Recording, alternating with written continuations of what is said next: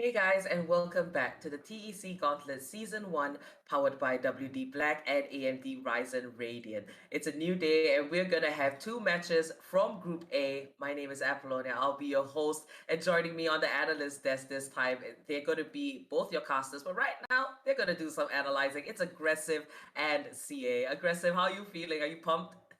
I'm pumped for this matchup. Honestly speaking, when you consider both of these teams going up against one another, it's gonna be the veterans going up against the new kids. Who's gonna win out? That's the real question.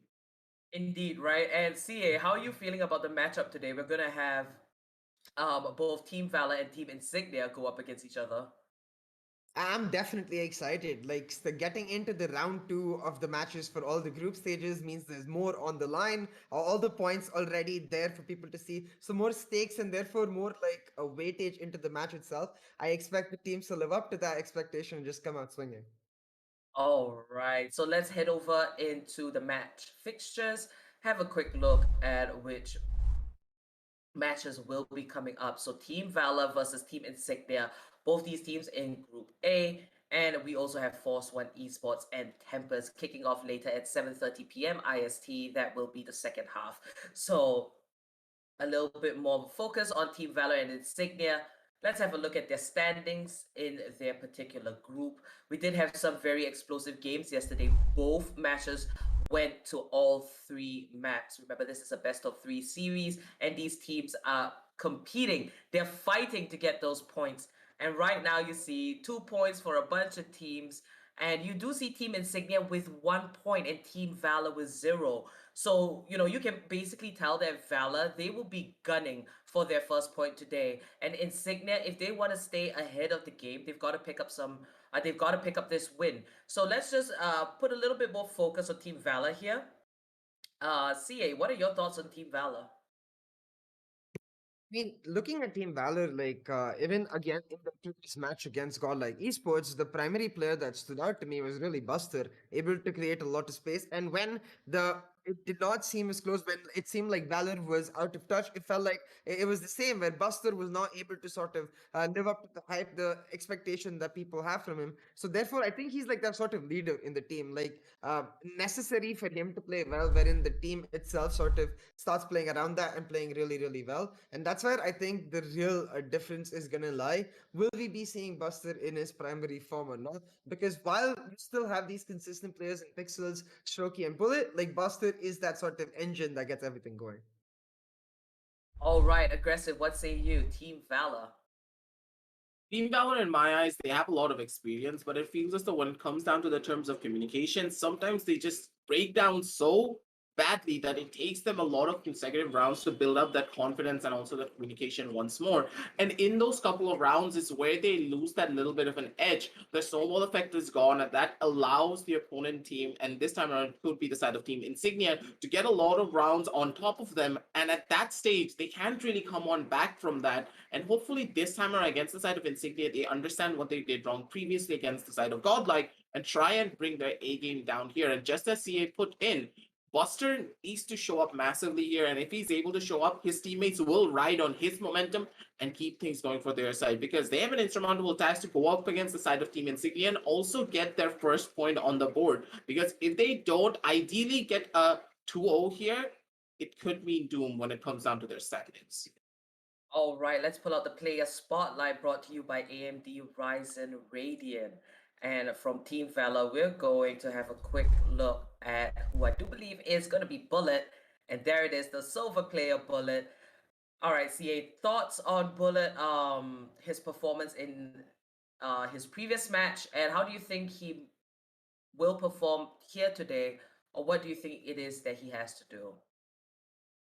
When I think of Bullet, I think like of the consistent performances he's had throughout the teams he's played in, and throughout the tournaments he's played in as well. Able to perform in multiple roles. Like we've seen him on the Jet as well. Now he's playing the Sova on Team Valor, and he's really able to bring still that fragging prowess on the Sova, but more spread out, more consistent, more impactful, and when the team needs it. And that's the sort of versatility you really need in a player to be able to rely upon. And the bonus factor to all of that is that you see the Sova right next to him carrying the operator. Most Sovas don't do that, but Bullet actually does do that. The Sova with the op is a potential a strat for him to bring out, and that just adds again to his versatility. As long as he's able to maintain the consistency and has the right fraggers, entry fraggers to sort of support, I think he becomes that instrumental duo component that just is very scary for any team to face off.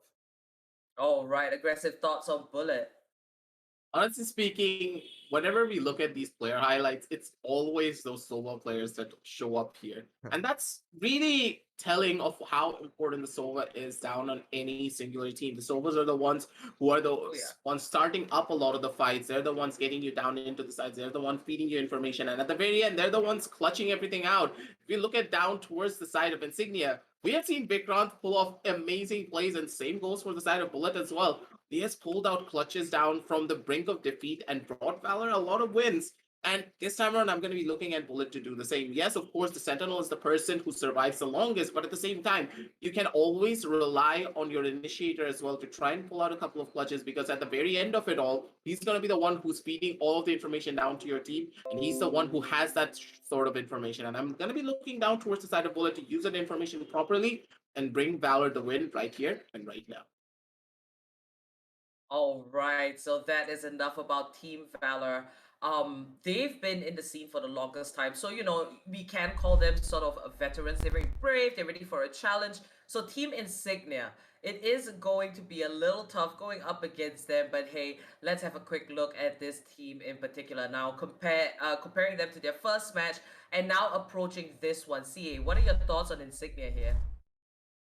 So looking at Insignia from their first matchup, their Icebox was drastically different from their other two maps, wherein they felt like they were at home at Icebox, but with the other two maps, it got a little bit chaotic. And what I mean is with respect to the comms, like in Icebox, it always looked like the teams was in complete connection with each other, understanding where one player was doing something and facilitating that presence acquired in that area to make a move on the other side of the map. But when it came to the other two maps, it sort of felt like they were all just focused on one particular angle, a lot more tunnel vision. So that's what I want to see if they can switch up today, because the Insignia we saw on Icebox was a team that could very quickly and very easily take down Valor. And I wonder if we're going to see that sort of team again, the consistency, or if the new kids in the block are going to have a tough time against the veterans who have a lot more experience playing the BO3s. All right, aggressive. What say you about Insignia comparing their first match performance, and how do you think they should approach this one? For me, the first match performance was lacking when it came down to the terms of consistency. Icebox being a map based upon strategy, yes, they were very consistent on it when it came down to the strategic prowess, but the time when they needed to adapt down onto map number 2 or map number 3, it really did hurt them right then and there. And hopefully they were able to go back to the drawing board and understand the ways they need to adapt to a lot of the different strategies that could be coming on down from their opposition, because a lot more of the other maps depend on adaptability instead of strategy. Because a lot of the times your opponent could just go in for a fast rush or a fast execution, throwing out a lot of the utility and just taking you out before you can even take proper positioning. And at that stage, you need to be ready to adapt. You need to go for proper flanks, you need to go for proper lurks, or just give up the site entirely and opt to go in and play for retakes. And hopefully Insignia, they understand this and not fall into the trap once again of doing the same strat over and over again, playing those defaults constantly, because that's what happened back in Ascend and Bind. They fell into that trap and allowed the side of Team Inazuma to take it all away from them, even though they were the ones to take that first initial map. And with that, against the side of Team Valor, that's pretty much the same problem, because these players, they all have experience on their side, and the new kids, they need to bring their A game to try and take this win away from the side of Valor. All right, let's have a quick look at the player spotlight brought to you by AMD Ryzen Radeon. And this time it's going to be an Omen main that is Dead Scope. CA, thoughts on Dead Scope? So Deathscope is not just an Omen main, he also plays the Viper and Icebox, and that sort of consistency that he's able to deliver to these two Sure. agents. I'm wondering if he can pick up the Astra as well coming into the series. I really do feel, as Aggressive mentioned about the team, where they did not have necessarily the adaptability. Astra would give them a lot more options, and I feel like the Omen really constricted their flexibility in the necessary adaptation required. I hope they can make the change, but if not, I'm looking at Deathscope to be very aggressive. You can see from his stats that he likes taking those engagements, he likes taking those fights. Now it's just a matter of doing it in a combo fashion. Take a buddy along and make sure that the other team is paying the price for being solo as compared to you. That's what we're looking at Insignia here. The new kids of the block, as we're putting them, have to really be coordinated. And Deathscope, he's at the crux of all of it. All right, Aggressive, thoughts on Dead Scope? Let's go. This guy is just too good when it comes down to his raw clutch potential. Every single time we see him going on down to, let's say, a 2 versus 3 situation with one of his teammates, he was able to clutch out the round just because he was able to set up his teammates and also himself to take up a lot of the fights. So at the same time, just as CA put in, they were lacking a lot more utility in comparison to the side of their opponent. So picking up that Astro in their side will give him the versatility to try and help out his teammates and also help out his own play by playing aggressive with that Astra. Because in a way, Astra, yes, she's much more of a supportive based character, but she also allows you to set up a lot of your own plays if you can use her utility properly. Yes, with Omen, you can be aggressive, you can use the paranoia and maybe go in for a couple of flex ninja plays, but at the same time, you can't always rely on that. You need to rely on your teammates as well. You need to understand how to control the pace of the entire matchup. And with Astra, you can do that. But with Omen, it's a lot more difficult because as soon as that paranoia is gone, you don't really have anything to control your opponents. But with Astra, you have gravity wells, you have stuns, and you have 5 chances to do exactly that. And those smokes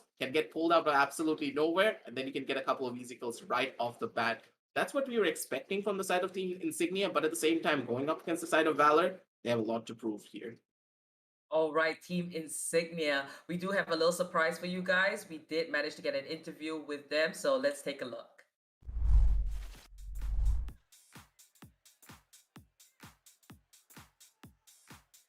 My team is feeling pretty good against going against Team Valor because they are also a new team. All the individual players have high potential and great skills, but they're like a new team, same as us. So the synergy might quite be not up to God Esports or something like that. So I think we have a pretty good chance at that. I think it's gonna be a great match. Definitely not a 2-0. We won't 2-0 any of Team Valor. Might not 2-0 us, or we might not 2-0 them. So it's going to be a pretty great match. Everyone is gonna pop off. I'm sure of that.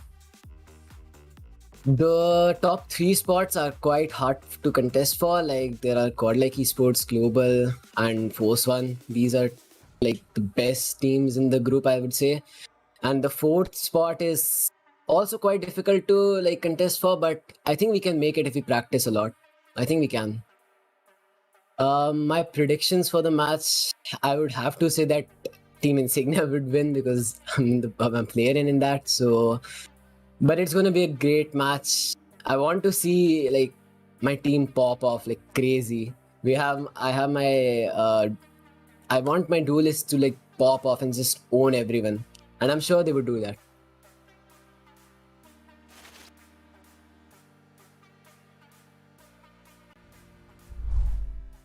My team is All right, what an interview. So I'm super pumped. Team Insignia going up against Team Valor. Let's just pull up the map veto screen and have a quick look at which maps will be up for play today.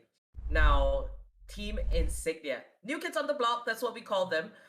They've got to be very careful. Team Valor, they have all that experience, playing under pressure, that kind of thing. But you cannot ignore the fact that Insignia does have 1 point. So they did fight extremely well in their first match. They secured that. And Team Valor, however, they haven't got any yet. So for map number 1, we will have Haven. Map 2, it's going to be Bind. And map 3, the decider map, is Icebox. And I think there's a lot to talk about Icebox, but let's begin with Haven, picked by Insignia. And starting out on the side of defense, that's going to be Team Valor. So aggressive thoughts here. In my eyes, Haven is one of those maps I did not expect them to pick right at the very beginning, especially when you consider this being their own map pick, because in a way, I understand maybe they understood what they did wrong against the side of Team Inazuma, and they are bringing their A game down here to the map of Haven, fixing up all of those mistakes, and now showcasing what they can actually do. But at the same time, picking up Haven at the very beginning when you know for a fact that this is one of the stronger maps for the side of Valor because this map is based upon map control and execution. This could go wrong for them, but at the same time, if they feel confident and if they are ready to take a lot of these fights, hey, who am I to say that they can't do it? I really want to see what they have in store for us because Team Valor, they're going to bring their A game here. And if Insignia don't bring something different and something really spicy, it could be in for a tough time. All right, and then map number 2, that's going to be Bind, a little tricky there, picked by Team Valor. Starting out on the side of defense, that's going to be Team Insignia. CA, thoughts on map number 2? I mean, I think for Team Valor, this is one of the more ideal maps where the map is sort of broken down into these solo skirmish lines rather than actual full executes. That's where I feel Valor really, really do excel, where they're able to sort of dictate the tempo of the map across the multiple power points and therefore get many advantages at the same time. I think for Insignia, though, like the fact that they picked up Haven, it feels like they're taking up a big challenge. And just saying that, hey, you know what, our adaptability was a little off in the last series, but we're going to take likely the hardest map to adapt on, and we're going to prove it in map 1, and therefore coming into map 2 they become a bit of an unknown quantity. Like if they do map 1 really well, map 2 could go really, really well. But if Haven and Valor's adaptability just ends up getting to them, then I think Bind could be more of that one-sided affair because of its snowballing nature. Yep. All right, and for the decider, it's going to be Icebox. Now, there was a little bit of chat when it came to Icebox, and see, I can see you're very excited to talk about this, so why don't you go ahead? It's just a really interesting veto in general. Like the Icebox to top it off, it's Insignia. I feel like saying that we understand that if it goes 3 maps, we have it in the bag. But the real question is, can or will it go to 3 maps? Like I feel like Haven is now such a big. The third map come first, and because of that, I'm kind of excited and scared because Icebox for Insignia, great map overall, and I know Valor will try to finish it in 2, and that just sort of makes the condition for both of the teams very different, where one team is looking forward to the third map, but one team definitely doesn't want it. So like it's gonna be a clash of titans for sure. And if we get map 3, it's just icing on the cake for me. I'm gonna be very, very excited. All right, and just the last question before we get into all of the action. Aggressive. If you could, use a few words, 1 word, anything to describe what you think this showdown is going to look like, what would it be? One word would be a little hard to say, but at the same time, this one, it's gonna be the old dogs versus the new blood of the streets. Because at this stage, what can you expect coming out from them? Insignia, they have a lot to prove. Valor, they have proven everything, but at the same time, they need to try and get their stride back and keep themselves going. Because we all do have to remember, they're losing down when it comes down to points. They have nothing on the board, and this is the place where they need to step up and get those 2 points on the board, or at the bare minimum, get to 1. Because otherwise, when it comes down to the standings, they're going to be rock bottom. All right, so we're going to begin with the match very shortly. Thank you guys for coming here. Remember to like and subscribe, hit that bell icon so you get notifications whenever we are live. Check out the links in the description. You're not going to be disappointed. And remember to keep a lookout for a QR code that you can scan to get your Red Bull cans. So before we begin and we get to the caster's desk, we do have a little surprise for you guys from the side of Team Valor. Take a look.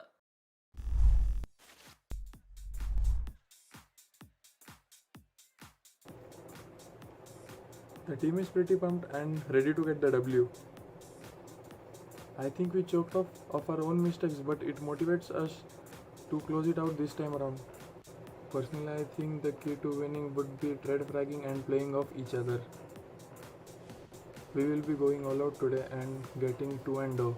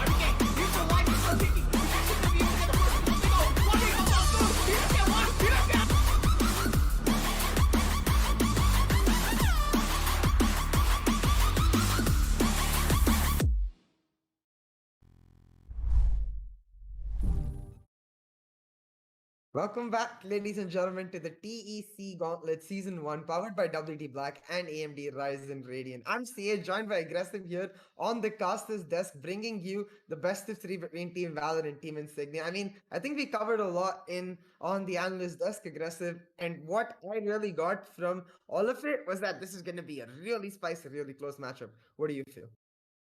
I feel pumped, my man. And let's head over to the map video screen to see where we are going to be headed once again, because in my eyes, map number 1 is pretty much the decider map. Forget about Icebox CA, because Yeah. at this stage, Haven is where everything will be decided, because Team Valor, they're a driving force on the map of Bind, and Team Insignia picking up one of the hardest maps in their arsenal to try and bring against the side of Team Valor. This could either go perfectly for their end, or it could go horribly wrong. Yeah, it's such a extreme sided matchup that I feel like it's inherently going to be very, very close, but very, very quick at the same time. I expect these teams to be very decisive with their playstyle and sort of keep pecking at each other, keep skirmishing with each other, attacking each other, getting at each other's weaknesses and strengths and trying to bring it down. But for now, looking at the agent select, Strokey already locking it, which means we're going to see Buster on Sentinel. This is a very interesting change up, Aggressive. What do you think about this? A little bit of a different switcheroo, seemingly. Buster picking up a Sentinel is something that I never really expected, but at the same time, hey, If it works for you, don't fix it. But at the same time, not having a Phoenix on Haven and Buster not on Phoenix, it feels kind of a little bit awkward, don't you think so? Definitely, but I will say this: like I have seen Strokey on Reyna from Rebellious days, and if Strokey starts popping off, like it's very difficult to stop him. The one taps he's able to hit, irrespective of what weapon he has, by the way, will just take over the game entirely. Now on the other side, though, talking about Insignia. We did talk about how we wanted that change up to get them more options in Omen versus Astra, and we see the Astra coming out for Deathscope with that Phoenix for Trill. So a much more standard composition there. I do like the fact that it allows for a lot more flexibility for the side of Insignia. It's just a matter of now can Strokey take over the game, because without that utility, his fragging is going to be his X factor. Yeah, the Feast and Famine champion going on his side. Yes, it can work out, but at the same time, we all know for a fact that Reyna versus Reyna plus Astra, sorry, is just a lot more difficult to get a lot of value out of. Yes, you can throw in that Lear, but when you use that Lear, your teammate needs to be the one to opt to go in for that peak, because the Reyna herself going in for that peak will not be fast enough. So as soon as that Lear goes up, it can easily be taken on down. And considering the caliber of these players and their aim potential, they can easily take out the Lear and just flick back to the spot where Strokey is going to be peaking and just take him on out. But with the Phoenix on the other side, it would be a lot more different. So at this stage, on the map of Haven in particular, this can work out, but at the same time, it could not. We really need to see, because all of these players from the side of Team VALOR, they may be concocting a plan that we are not really expecting just yet. Yeah, definitely. Like, I'm sure Valor have at least spoken to each other before the game about, like, hey guys, we see this composition and we want to be able to do this. And you will see that reflect in the setups as well. You see Buster with a very defensive setup. On pistol rounds, I do like to see the Killjoy going for an aggressive turret, because it's that much harder to take down the turret. But he's going full on anchor so that his team on the other side of the map can go for the aggressive push down A long. A lot of information garnered for Team Valor, but Insignia, they're just playing it cautious aggressive. They're playing it slow. But at the same time, look at Pixel's positioning. This could really work out in their favor, because now with the Outrun broken and his position not really revealed, Pixels could easily get at the bare minimum of 1 kill or maybe 2 if he plays his cards properly. The shots are going to be connecting. Trill is going to be the first one to go on down. Pixel so beautiful with a couple of his one taps. He's going to be able to take down 2-1 from the sideline. It's going to be the Dave coming on in to get another kill down on the Tippy. But Slowzy, he's actually going to be able to take down 2 with Deathscope coming in for that backup. Going on down to a 2 versus 2 situation. Strokey coming on down from the back end. Has everything in his arsenal. Pops 2 bullets into the head of Deathscope to take him on down out. And with that, ladies and gentlemen, things could be already over, because now Strokey, he was at full HP, but he couldn't get those shots. Shloxy instead is going to be the one to take him on down, and it's going to be Sentinel versus Sentinel. Buster versus Shloxy. Who's going to be the one to clutch this one out? Is the real question. 30 seconds left. I said I was expecting this map to be quick and close. I wasn't expecting that to start from round 1. Like, from a situation where it feels like Insignia are out, able to pull it back. Now Shloxy, he gets the plant down. The top fire setup in CT is going to give him a lot of information. Like, denying the entire angle means he can play solely for Garage, and now this being taken down knows exactly where Buster is. All Shloxy really has to do is go for the full flank, because the plant is set up for CT. Buster now with the turret going for the full defuse. Shloxy is coming around. Buster gonna check halfway through. Oh my god! I always play The classic, just too clean, too good. Clutch comes through, he tips his hat. He's like, elementary, my dear Watson. That's Shloxy for you. This is the Shloxy that we saw at the map of Icebox. I'm pretty sure you still remember this guy. Just doping people constantly, no matter what, on that Killjoy. And then he's bringing the same level of A game down here in this pistol round. What is this guy on? Because he's only been hitting headshots since round number 1. Beautifully done from the side of Slokesy, and especially with the classic as well, are gotten really hard to hit those headshots on because of the inaccuracy.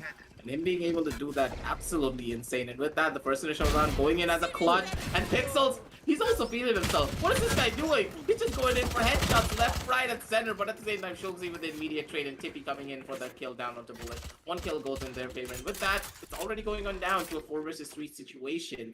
And at this stage, I don't think the side of Team VALOR have a lot of chances to try and take this one back. The Ghost plus Shorty flank versus a Trapper and a Spectre is gonna result in pure disaster.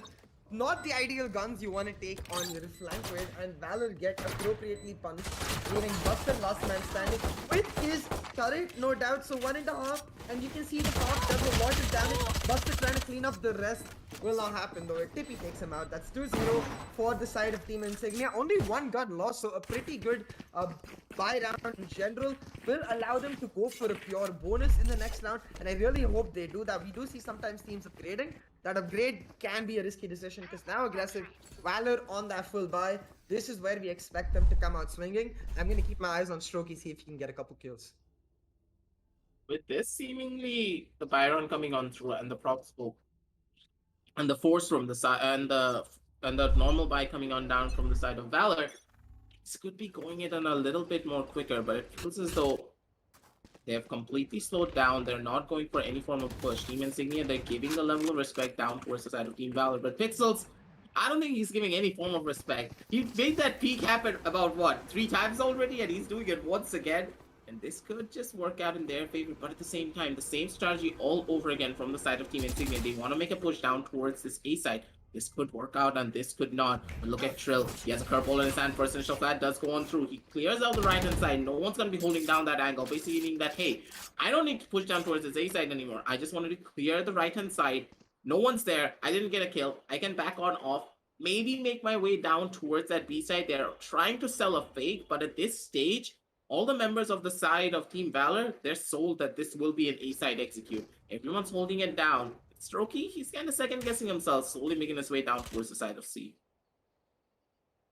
Yeah, Strokey just getting ready to cover multiple angles, but the execute has to come down onto this A side. The Sova prep to throw out the recon. His team now going in. The smokes comes out, and so does the recon. The execute is on, but it's going to be VALOR starting off the kills. It's bullet to take down one. The Strokey clutch always finds one, gets the start off, and that's all the information they need. Drill capitalizing, finds another drill, going for more, able to chunk out the jet, will make the spike is planted, and an advantage in the favor of Insignia. They're coming out swinging. They're looking damn good. Now VALOR 3 versus 4, this is their buy on the line. They need to go for the retake, but I wonder if they just end up going for the save. I do have one flash in the layer available for Strokey, but they're waiting for some sort of information to do it. Now, Strokey gets one kill, the kill coming through, with another, the kill is huge, but Strokey, without the hat, finds the triple and the 4th in like absolutely splendid fashion. The fall damage to help just secure it all the way through. Shlokzy with 2 4Ks in 3 rounds. Aggressive Insignia coming out huge in their own map in Halo. Well, the battle cipher is gonna be coming out back again, but in the side of Shlokzy's case, it's actually a battle sentinel, because this guy, whenever he plays a sentinel, he outshines his duelist so hard that it's kind of scary at the same time. But hey, we were expecting this to be a map where the side of Team Insignia would have a pretty rough time, but it seems that Shlokzy is saying that, nah, don't worry about it. I got my team. We know what to do. And even if my team is not able to find much, I'm gonna be the one to clutch things out because I am that true anchor. Strokey opting to go in for a couple of shots, but the movement coming on down from the angle of Trill, it's gonna be able to dodge everything out. Bullet comes down from the sidelines trying to find one more kill as well. He does find one. Death Scope though takes out Pixels, and that's gonna hurt a lot because now without that Astra, they have no form of utility to try and storm these executions down towards this A side. So with that, the A side control is now completely in favor of the side of the attackers, and they can go in for an easy plan and also go in for proper pro-stance positions, because now Team VALOR, they're on the back foot. They don't have the guns, and they also don't have the manpower. Yeah, this is just about trying to cause some damage, but Vikrant taking out the game, meaning it's Bullet last agent standing. Does have the recon to give him some information, but every single angle covered. Bullet and Buster will have a very tough situation. Sorry, the duo standing here, trying to do something off. In subsequent, like, consecutive kills coming through, Vikrant, Tippy each taking one out. It's 4-0 for Team Insignia aggressive, and I do wonder, like, with the scorecard, like 9-0 in for Shlokzy coming through, is a battle cipher technically a bald cipher? You know, because he keeps ulting off, and therefore, if he keeps getting kills, he keeps ulting. He's usually bald. But does that make a battle cipher a bald cipher technically? Shlokzy, our first bald cipher, I do wonder. But like, looking at Insignia in general though, aggressive, like our team on the analyst desk talking about what we wanted them to change was their adaptability.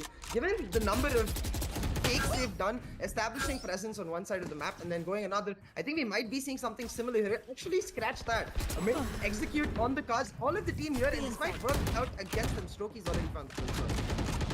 Strokey with such an aggressive peek. He's gonna be able to find one, but at the same time, a lot of damage has already been done to him. Two members are very low from the side of Team VALOR, and this could work out in their favor. This could just be a deadly thing entirely, and Strokey's actually gonna be able to get the first initial pick off, and now with the push going on through, Strokey, he just needed to dip out, but instead he opted to stay down in. And with that, it's gonna be one more kill down from the silence, but Buster, he's gonna be able to slap a bullet down onto Trill's face to take him on down out, and with that, it's a 2 versus 3 situation on the map already. A little bit of a rough start at the very beginning, but still, they're gonna be able to hold down strong. Buster, he's playing those mind games. He's gonna be playing the merry-go-round, going up against one, and then a beautiful headshot down on the Tippy as well. Beautiful play from Buster to be the absolute anchor. Not opting to go in for a swing down on the Tippy, waiting for the second player to push on down through, and then opting to go in for that swing. Take down the player in the back, and then take the player in the front, because that way you can take the best possible engagements for your side. Beautiful play from the side of Buster to clutch everything out, and with that, see, it's a 1-4 scorecard. And with this, I think that VALOR, they're finally able to stabilize themselves, and you can already see the game, he has an operator in his hand. Yeah, and that's gonna be huge. Like, I feel like Insignia missing a beat, trying to go for that hard mid-rush strat when they already had something working for them. I mean, you regularly hear don't change what works, but Insignia going back to what did work, spreading themselves across. It's Tippy who finds the first blood, but that operator you were talking about, aggressive, the game coming out huge, finds the impact on the expensive weapon, able to trade out the kill on the other side of the map, meaning it's a 4 on the map. A very defensive Astra ult coming out from the side of Team Insignia, looking to just stabilize themselves, reset their position, and deny information from the attackers at this point. Now VALOR, they're holding on. Buster has reset himself to the back of the site while the game has aggressively pushed into C long. So all of this information should tell VALOR, hey, we can expect an A execute coming on through, and that's exactly what Buster preparing for with his utility. Waiting for this push, but at the same time, you need to consider something. Insignia, they have no smoke, they have no utility, they need to go into this side dry. The only form of smoke that they do have are the flame wall and of course the power burst coming on down from the side of Tippy. It's just so crucial, and this is just so difficult to make this execute happen. A beautiful shock dart coming on down from the side of Bullet to take down that first initial player down to super low HP. Tippy gets tagged down to that.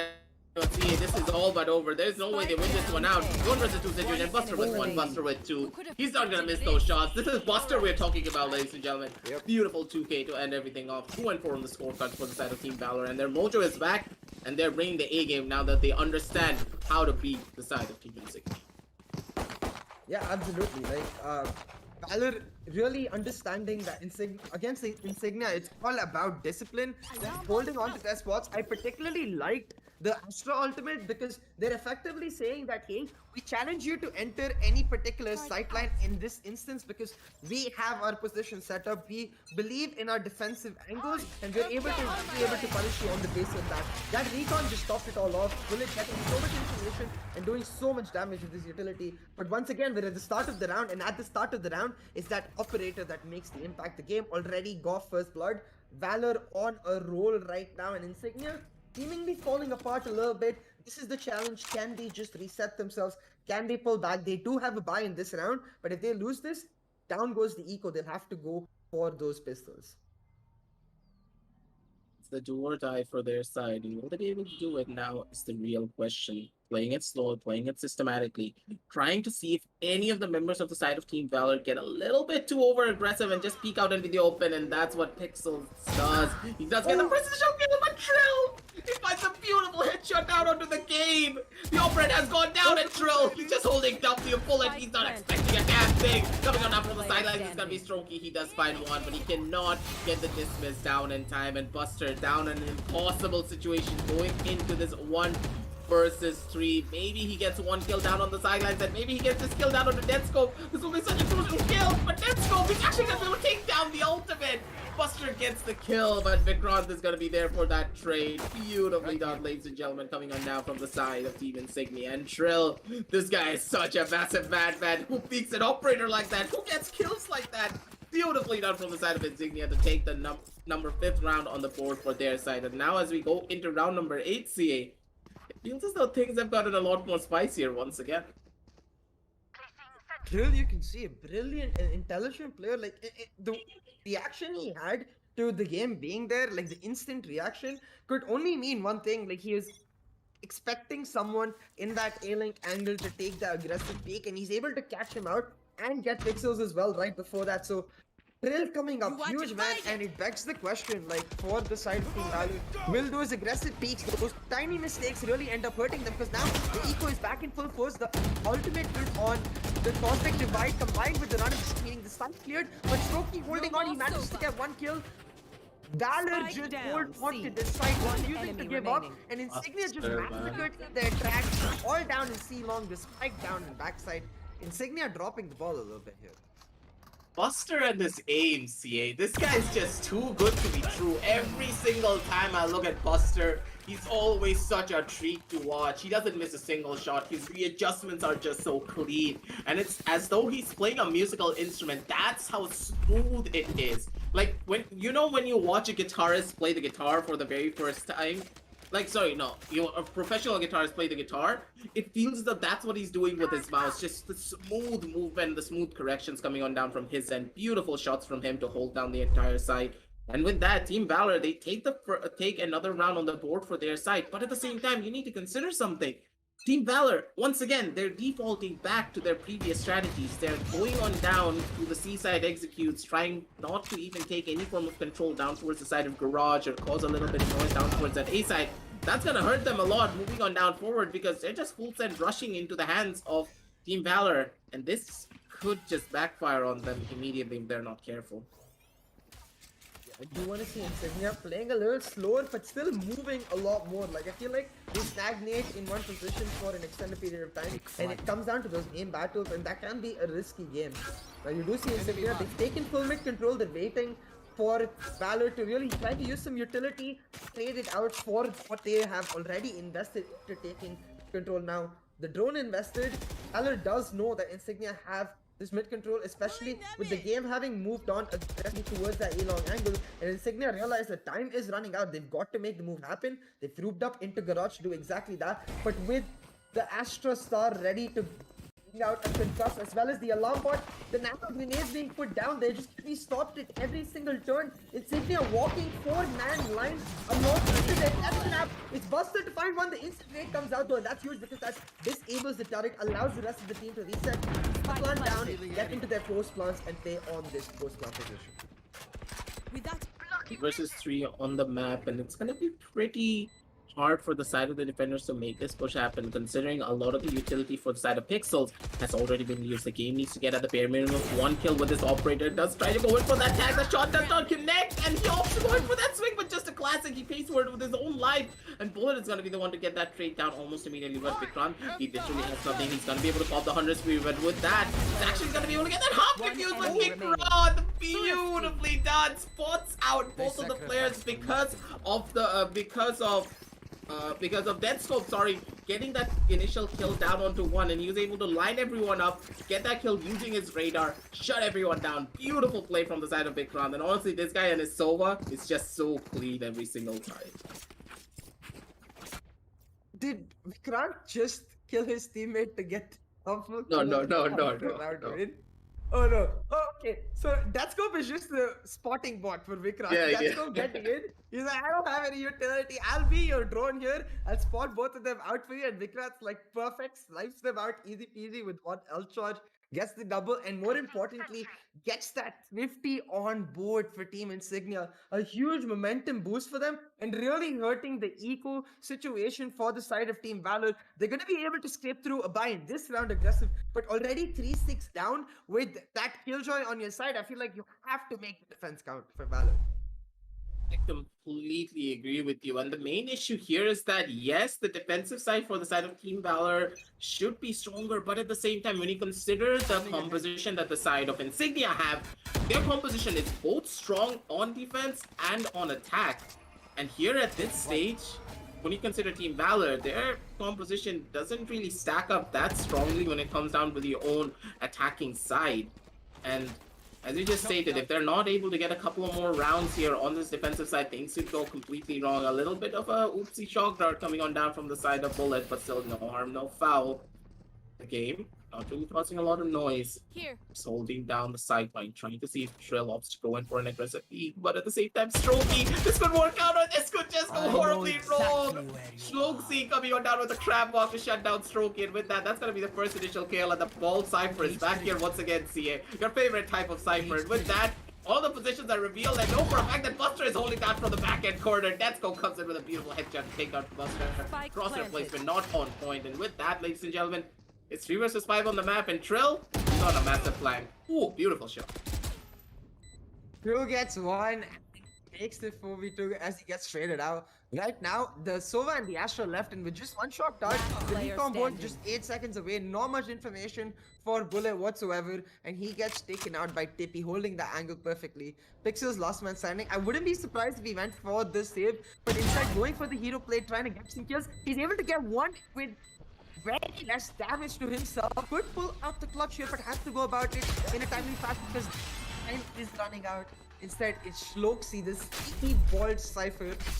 I mean, I just love the way Schloxy played that entire round. First, getting that initial kill on a very aggressive Strokey. The discipline to hold that angle, very, very commendable. But as soon as the neural theft comes out, as soon as it's ball Cypher time, it's full W gaming, man. He is the entry fragger. Sets up the cages exactly like almost how a Jet would do, you know? Like the smoke coming out like the cages do.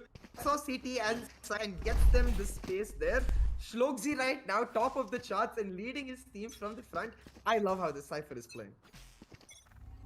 This is just so questionable in the way that the side of Team INSIGNIA are able to get so many rounds on the board. It feels as though they should not win it out, but at the same time, they're just doing things that are just so beautiful, and the mistakes being made from the side of Team VALOR, they're getting punished almost instantly, and that's what's causing them to lose out on so many of these rounds. But at the same time, KP, we could just iron out, but Strokey's not going to be able to find that headshot. Schloxy coming in with another kill from the sidelines as well, but no one spots on the head. Pixels, your head was just showing, and no one's a little bit questionable, but at the same time, Big France coming in with another kill down onto the game. This was another eco run coming on through from the side of Team VALOR, but it feels as though Team INSIGNIA, they're dictating the pace of this entire matchup. Ideally, the side of Team VALOR wanted a 7-5 scoreline because they were down so many rounds, but now that this is going down to a 3-8, and if this goes down to a 9-3 CA, I think that Team VALOR, things could be already over for them. Yeah, and for VALOR, with all the 5 ultimates ready in this last round, the buy is fully, the operator, it's time for all chips on the table. Like, if you don't have enough chips, put your car keys in, put your house contacted, everything right now just to get the 8-4 online. But what is that record? Is that a lineup? Hold on, Bullet. Like, I'm not sure if that was intentional, but we will make that a lineup because that was hella cool. Getting the Steel Hog information there. The underback does come out for Trill, though. One kill, and now the rest of his team trying to go in, but Buster is able to put a stop to them, allowing Bullet to pull out this Hunter's Fury. Does not get much damage, but one taken. The plant is going down. The shock down will do a bit of damage. Not enough, though. Instead, it's a lockdown for the retake. You are divided. With that, the game now has the knives in his hand, also going for that phantom pickup. The shots don't connect from the side of Trill, and the game is still alive. You could easily just get one kill. Bullet coming on down from the side and making it down to 3 versus. Make it a 2 versus 2. But okay, never mind. Make it a 2 versus 1. It's gonna be the game from the sidelines with a Buster on his sidelines to take another kill for themselves. The round just started. We were just about to start the retake, and the trades were just going in left. The trades were just going in right. What just happened, CA? Because I'm a little bit confused. And Buster, he has a 1 HP clutch on his side. It's the battle of the Sentinels aggressive.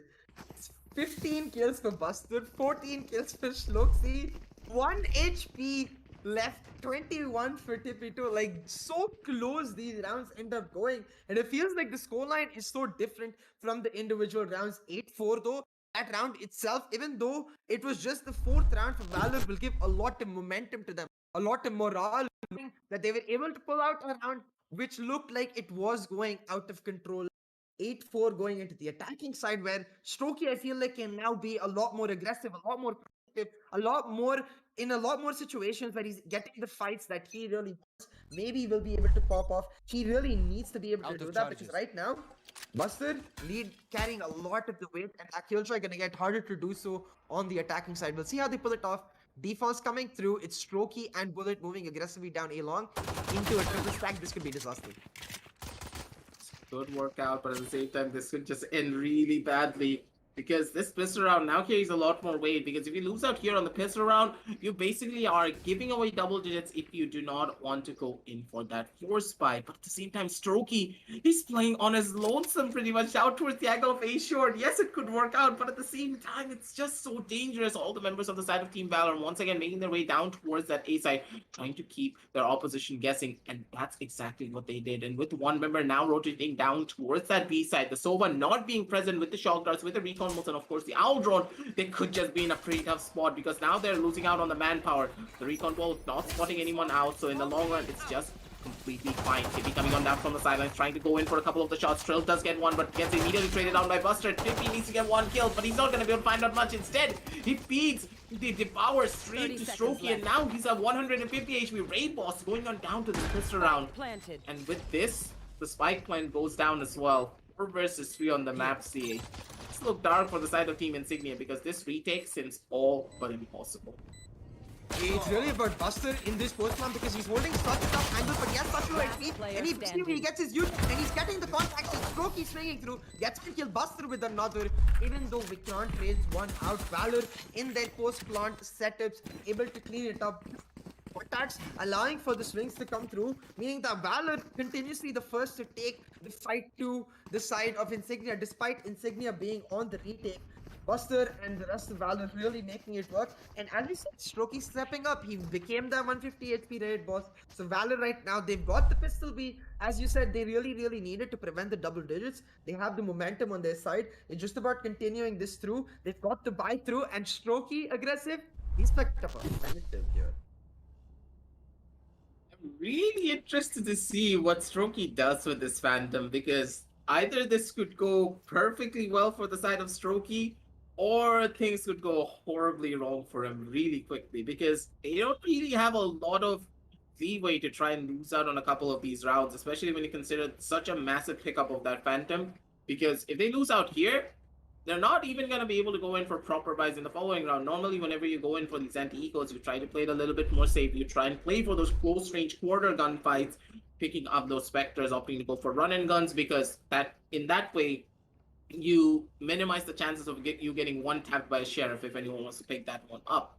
But Strokey, he's that type of player that he loves to take those risks and tries to make it all work. So down on this 5-8 scoreline, I'm pretty sure that the side of Team Valor can easily take it down to a 6-8. But moving forward, I would like to talk a little bit more about the advantages that the side of Team Valor have in comparison to the side of Team Insignia. And that's primarily going to be the Killjoy ultimate. So I'm looking at Buster to try and farm as many ult points as he possibly can, because that Killjoy ult will be so crucial to every single execution they will try to do down moving forward.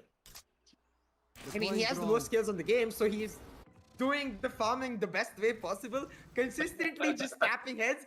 Free ult offs, get that lockdown online. We will see if they're able to execute it though. Now, it's Team Valor going in, the drone to lead the charge, but Drill, clean one tap, will be rewarded with a Spectre to his... And this could be the domino that will be the downfall of Team Valor. They need to approach this slowly. The Phantom really for Strokey needs to come clutch. Pull out a couple kills. Now the plant is going down for Bullet. They're not in their post positions yet, and Insignia already moving in. It's Echo to get one Bullet out back. Tippy with the immediate kill back, meaning that the rest of Insignia filter through. Drill gets one, but Bullet for the third now, trying to hold on. Will not happen. Started off with Drill. It'll end with the Drill.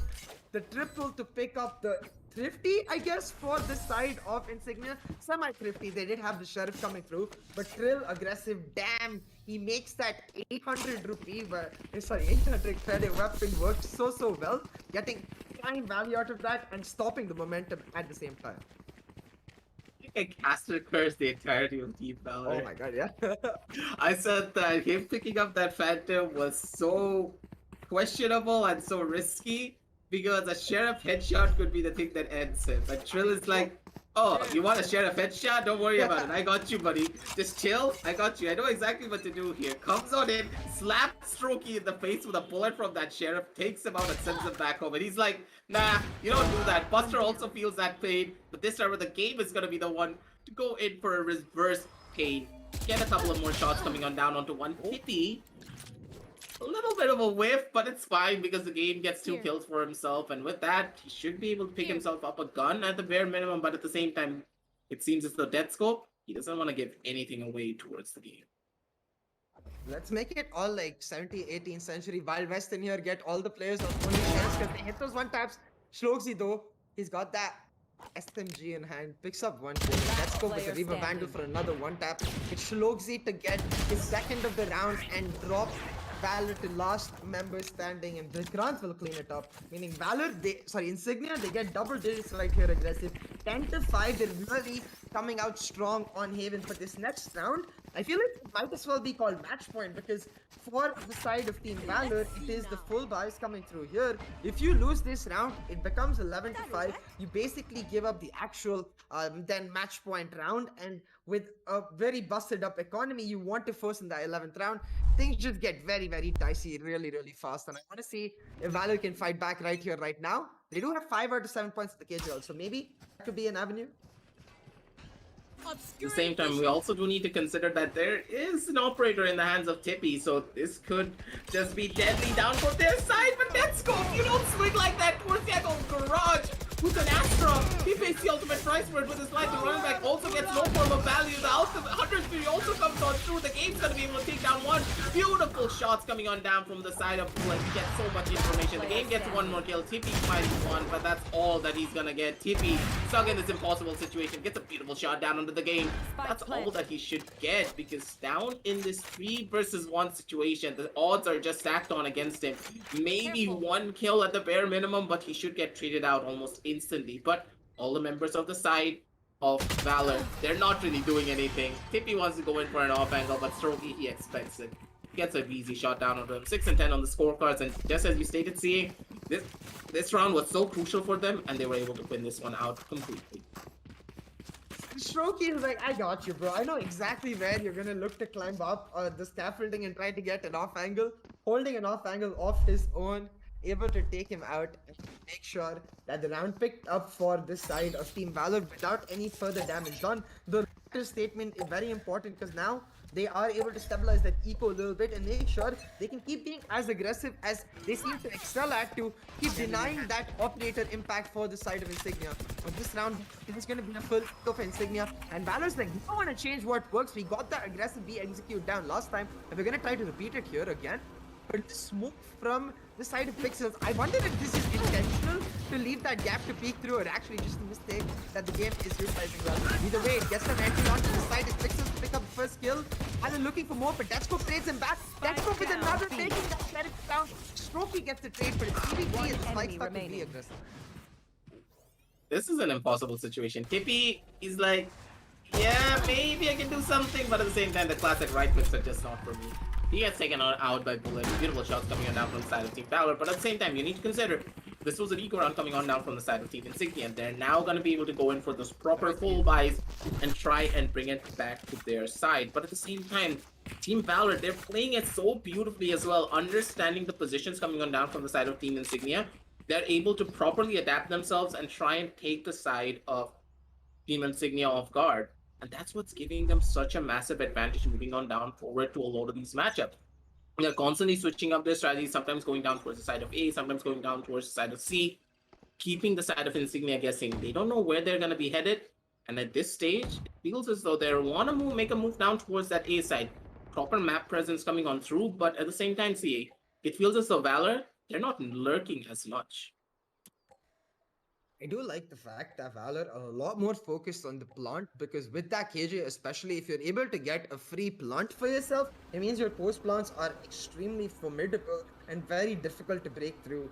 Now, Valor, they're still cautious. They realize that they can't just fully rush it because of the fact that Insignia have their own setup ready. Instead, they're going to set up the utility, the drone coming through, but the Cosmic Divide setup for Valor, this is, I think, a bit of a whiff on the Cosmic Divide part, because doesn't actually cut off any sight line for the defenders. Instead, actually makes it hard for the attackers.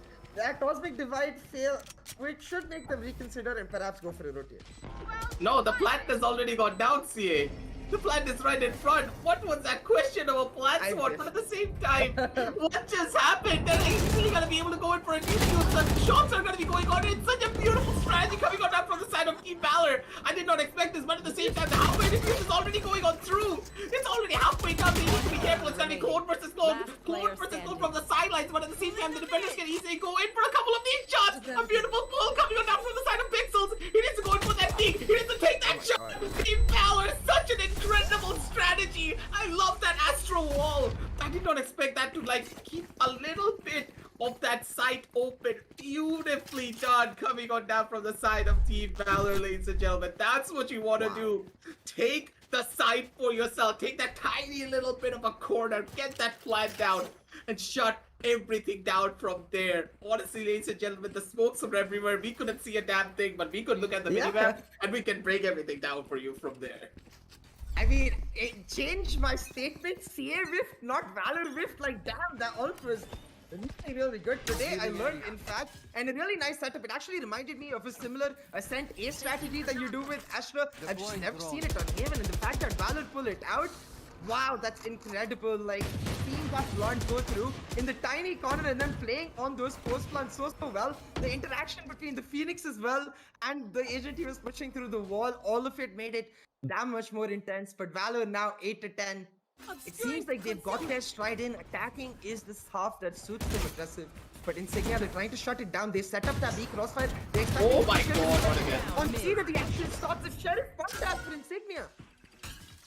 Yeah, it's happening again, and we could just be looking at a possible thrifty considering what everything that's happening here. But at the same time, I like this coming on down from the side of Bullet and Buster. They don't want to give anything away, a little tag on the teammate, but he actually finds one on a Buster.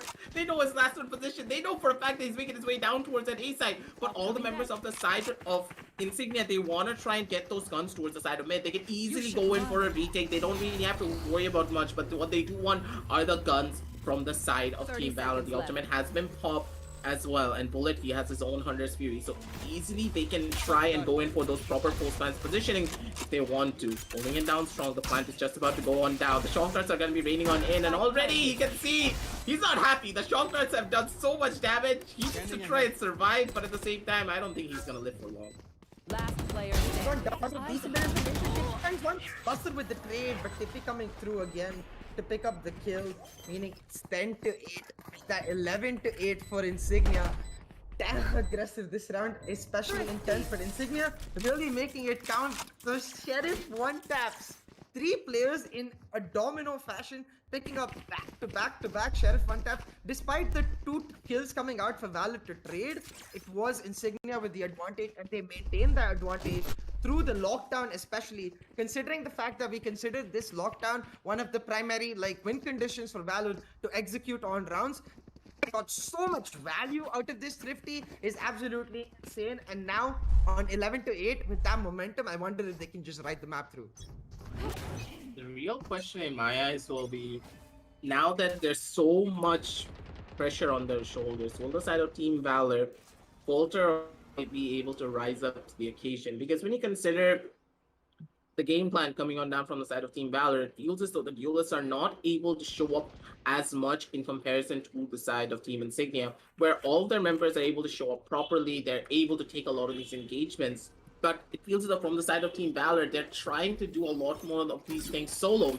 Strokey being the person lurking on down near the angle of Garage when he should have that Sova with him, trying to drone him in down into the angle of Garage. He's taking a lot of these peak fights almost by his lonesome, and that's what's really hurting all the members of the side of Team Valor. But this time around, it seems as though Buster, he's trying to sell a fake down towards his A side. So this could work out in his favor, but at the same time, it could backfire almost instantly if he's not careful. Turrets destroyed. Bullet does pick up first blood. That's a lot of mid presence gained, but Buster's flank, the lurk instantly shut down by Strokey, meaning a 1-for-1 across the map, and area traded across. It's still to upset the balance, combined with Tippy getting the operator kill. He goes down, but spike being dropped, meaning that Insignia know exactly where they need to take the fight. It's still to come and clean it up, and Insignia pick up Match match point aggressive.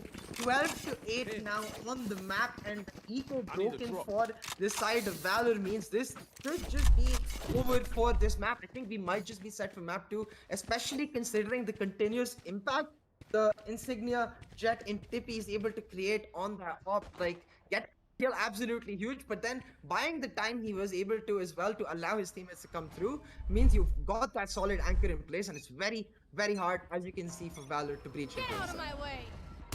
This is kind of the thing that I was talking about. It seems as though it's a little bit questionable. I was gonna say something about the side of Team Valor, but I'll talk about it later because we see the Judge Supremacy maybe coming on down from the side of the game, but he's not gonna be able to find a single kill down from that. Gentleman said is gonna be the one to take him on down out, but Pixel and Strokey, they're gonna be the ones to take a couple of the kills from the sidelines as well. Solzy from the sidelines was getting another one, but just as I was talking about everything, they're just not gonna be able to find it. They're not gonna be able to close this one out. The trades are going in left, the trades are going in right, but at the very end of it all, it was the side of Team Valor being able to take everyone down.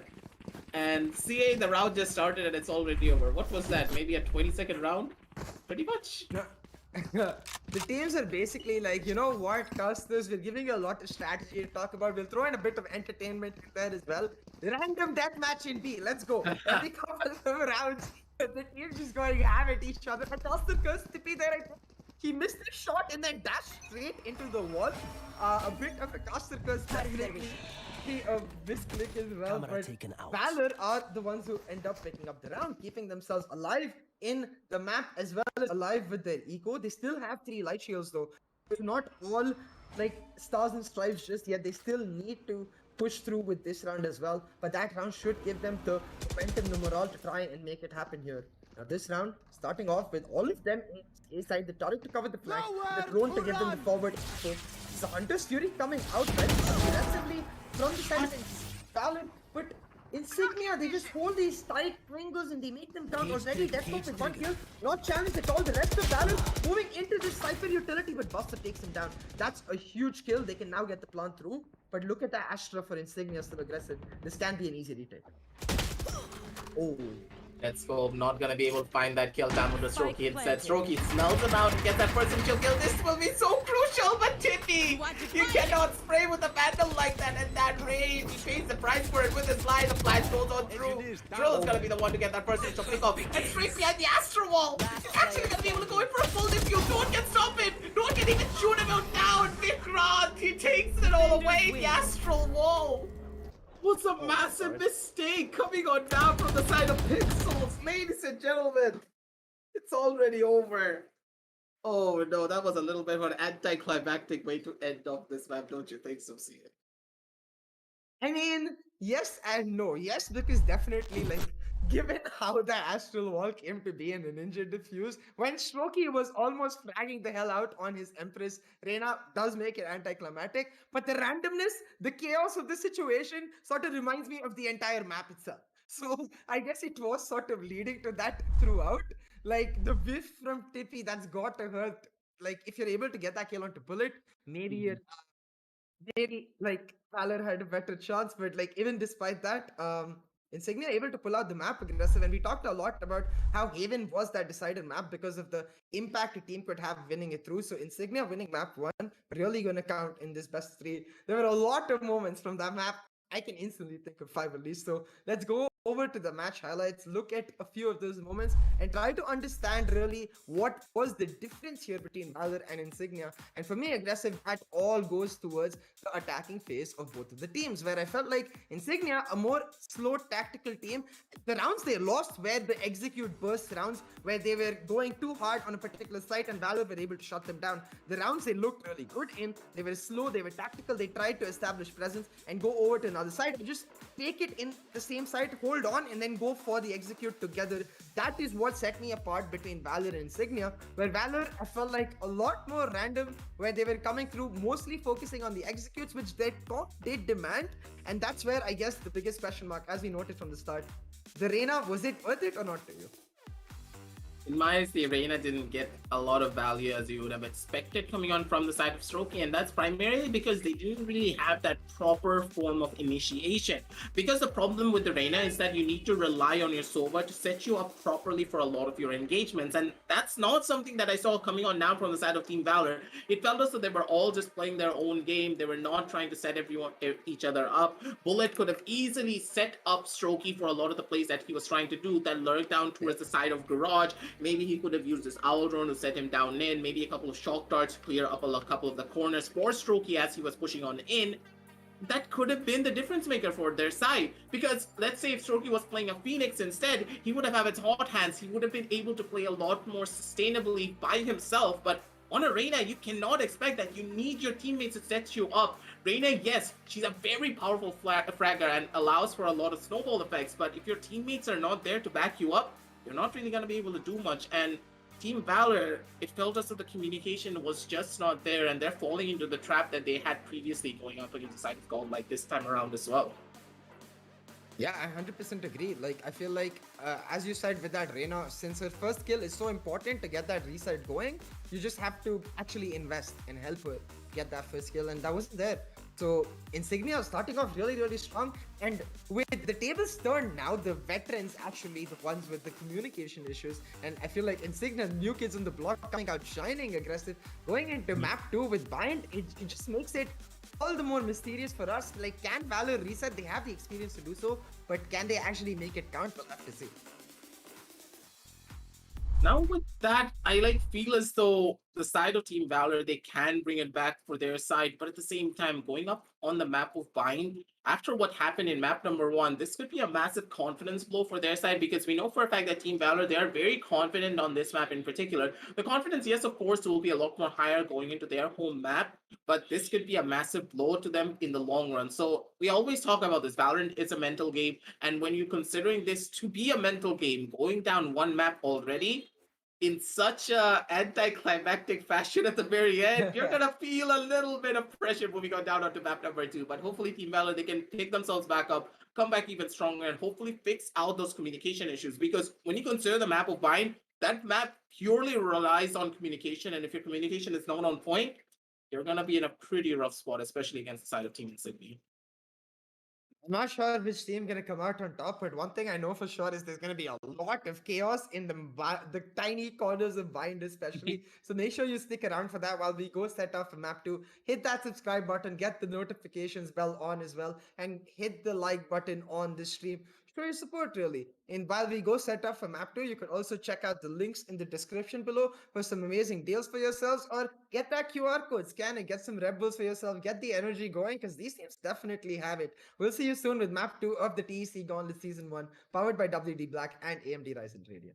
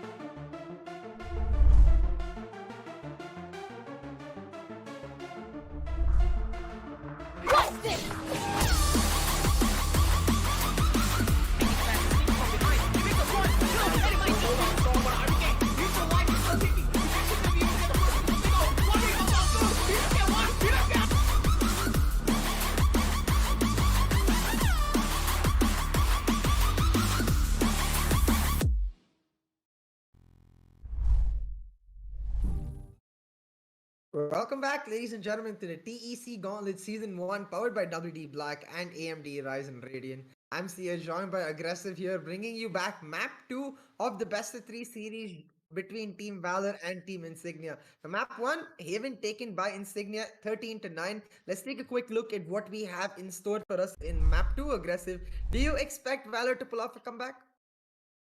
Valor at this stage, this is their home map, so I'll just give them the benefit of the doubt that they should be able to pick things up and bring it back to their side. But at the same time, after such an incredible showing from the side of Team Insignia, in my eyes, this map could go either way because a couple of mishaps here and there could cost Team Valor pretty much everything if they're not careful.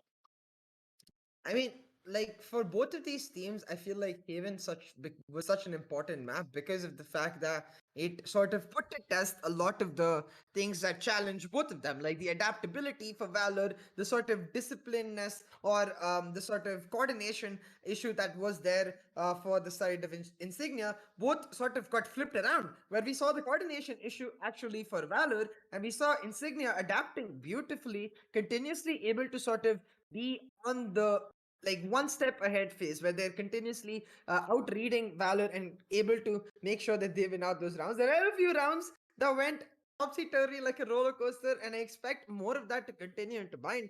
But as you said, like I think we have to hope that Valor on their own pick will be able to sort of just refine things up a little bit, and hopefully Strokey especially will be able to step up. Maybe we even get to see Buster play the Phoenix pick of his. Phoenix on the map of Bind, something that personally in my eyes I don't really like, but at the same time it can really work out in your favor because considering Buster, he's like that incredible Phoenix main that just blows up the entire map and just busts down everyone's door. That's why we gave him the nickname of Doorbuster pretty much. Because that's what he does. He loves to go in your face. He loves to slap a couple of bullets in there, take you out, and just go on down, mow down your entire team. That's what he brings down to the table whenever he's playing in Duelist. His presence will be felt throughout the entire map. But at the same time, you need to consider something on this map in particular. Having a strong sentinel in your arsenal is just so crucial because that sentinel itself is going to be the anchor for one of the specific sites. And if that anchor is as potent as Buster, pretty sure that you're going to stray away from that side as much as possible. Maybe head down towards the side of B where Buster is not holding, probably. Now, I do remember last time around when we did see Valor on this map of Bind, they were playing the solo Viper controller composition on this map. It wasn't really working out for them very, very well. So I do hope that changes because Pixels has already shown us he's willing to play the Astra. The Astra, a very good pickup on Bind, and I hope they go that direction where they have, if they're playing solo controller, the Astra, or like you could just go the double controller way, get both the Astra and the Viper online, and maybe that is the sort of edge that Valor really need. I do hope we're not going to see the solo Viper though. I feel like that's just a little too much pressure on Pixel's hands to make a lot of things happen. And it makes, especially when you're down 1-0 in a series, things just too hard to pull off that reverse sweep comeback for Valor. We will see what happens. Like Insignia, we're definitely expecting a very standard composition. I wouldn't be surprised if they run the exact same, but I do expect the race to come on in there. So maybe the Reyna or the Phoenix does for Trill does switch into a Reyna perhaps. That a few changes might happen in the duelist, but other than that, no changes expected for me. What do you think, Aggressive?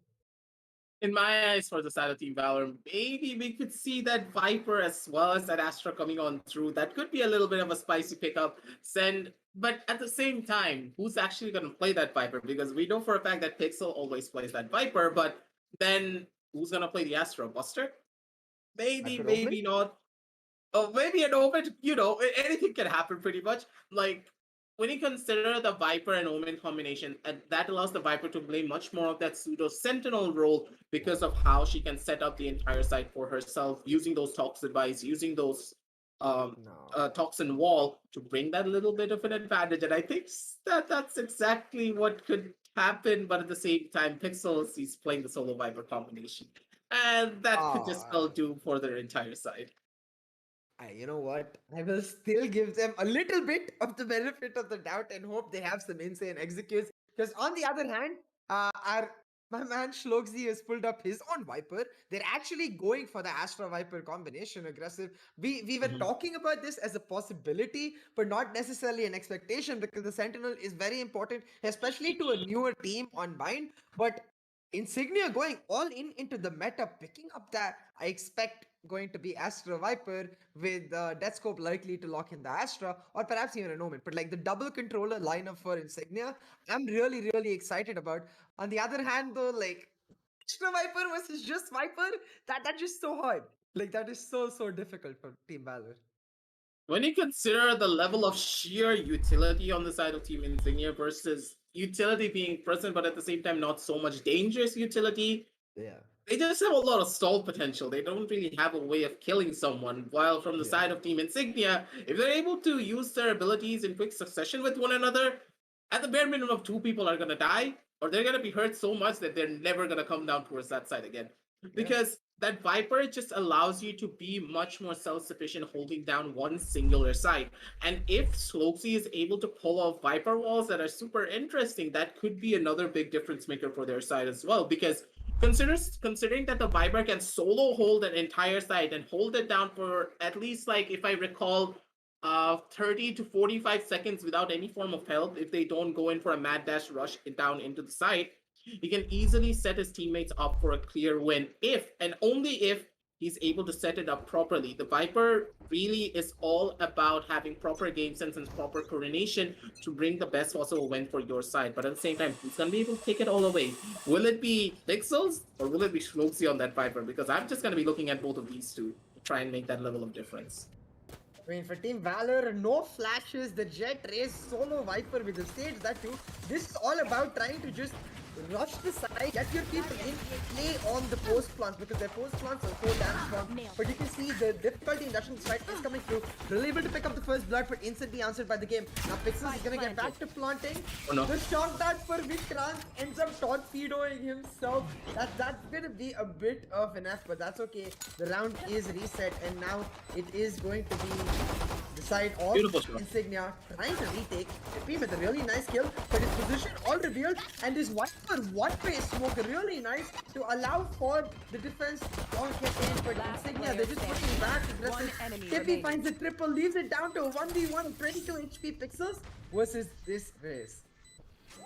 Pretty sure that Pixels, he didn't hear the half just go on through the shots and just gonna be coming on in, and Pixel, his crosshair placement is just on point. Also going for that swing.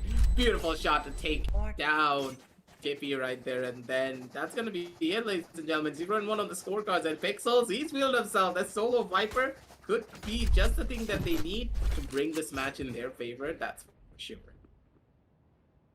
That shot was so clean. He knew to pre-fire around that position, like knew the spike was there.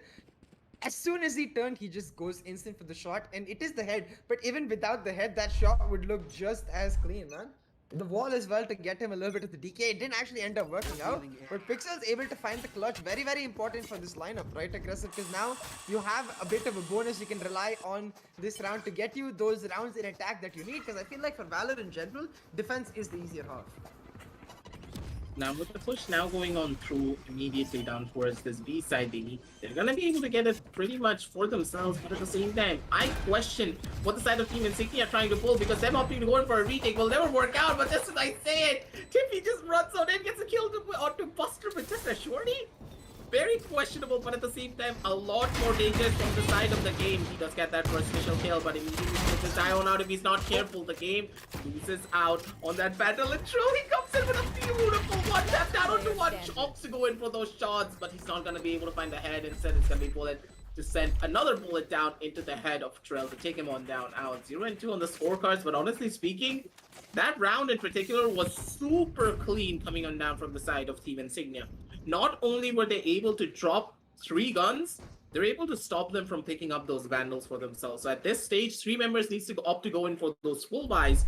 And now, pretty much Team Valor, they're not going to be able to go in for a bonus. They need to invest everything that they have to go in for a proper buy. The thing is, though, aggressive. Insignia themselves picked up a couple of shadows, and that really hurt their eco. So now that I'm looking at the scorecard, I'm actually seeing opposite of what we normally expect.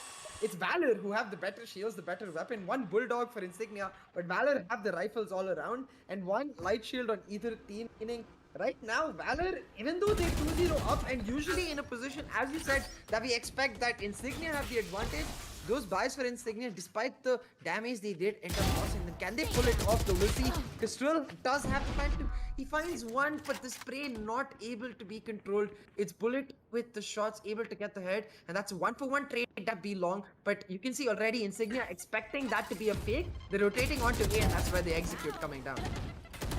Ippy, beautiful off-angle position to get that kill down onto Buster, and with that, there's not much that they can do. They need to try and hold down strong, and with Sophie throwing out those toxin bites down towards the A side, they cannot easily go in for this execution. So just gonna get a lot more difficult. Bullet making his way down from the angle of Shower, maybe trying to get that first initial peek off. That's spot out Shlopsy, and with this first initial spot, he should be able to survive, but Bullet not only going for those bounces, tiny little bit questionable, but at the same time gets a little bit of information to say the very least. Strokey coming on down from the sideline, he's gonna be able to take down one. Shlopsy with another one as well, and with that, it's already over. 3 versus 1 situation, and Pixel's making his way down towards the backhand angle. Slokesy just turning away at the very last second, gets caught off guard, and with that, ladies and gentlemen, moving on down to a 1 versus 2 situation, trying to spot out the first initial player. Vikram pulling on down from the angle of defender side spawn. The other one is pulling down from the angle of heaven. Whose shots are gonna connect is a real question. No damage whatsoever. Pixel is gonna be able to get away and play for his lineups. And now, ladies and gentlemen, things could just be dark for the side of Team Insignia. The lineups are not... Oh, they are perfect. Okay. Let's go. Still able to get the half diffuse through because the smoke was not on. Now Pixel's gonna go for the ultimate flank. Try to find someone from the A-shot angle. Has another lineup ready, but instead gets tagged. The lineup does land though, and so does the bullet.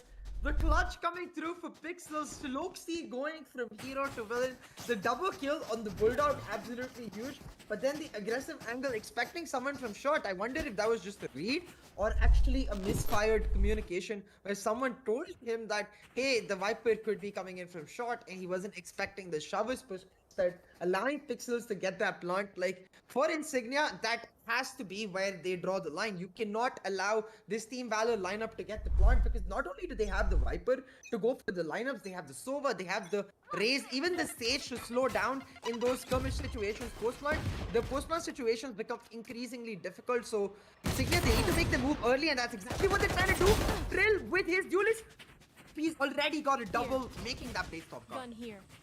The playstone is just too good coming out from him, and that's a lot of guns going in their favor. These thrifty rounds are just so beautiful from the side of Team Insignia. One by one, they're able to shut everyone down, but at the same time, Buster is going to be the difference maker for everyone as well. Buster with a 4K, beautiful shot coming on down from him. He's trying to look for one more, but at the same time, the spike has been picked up and Buster, he pulls out the showstopper just to make sure that he does not get peeked on by Vikrant, and Vikrant, he's stuck with only 1 HP. He has no way to clutch this one out unless he gets an incredible one tapped out onto the face of Buster.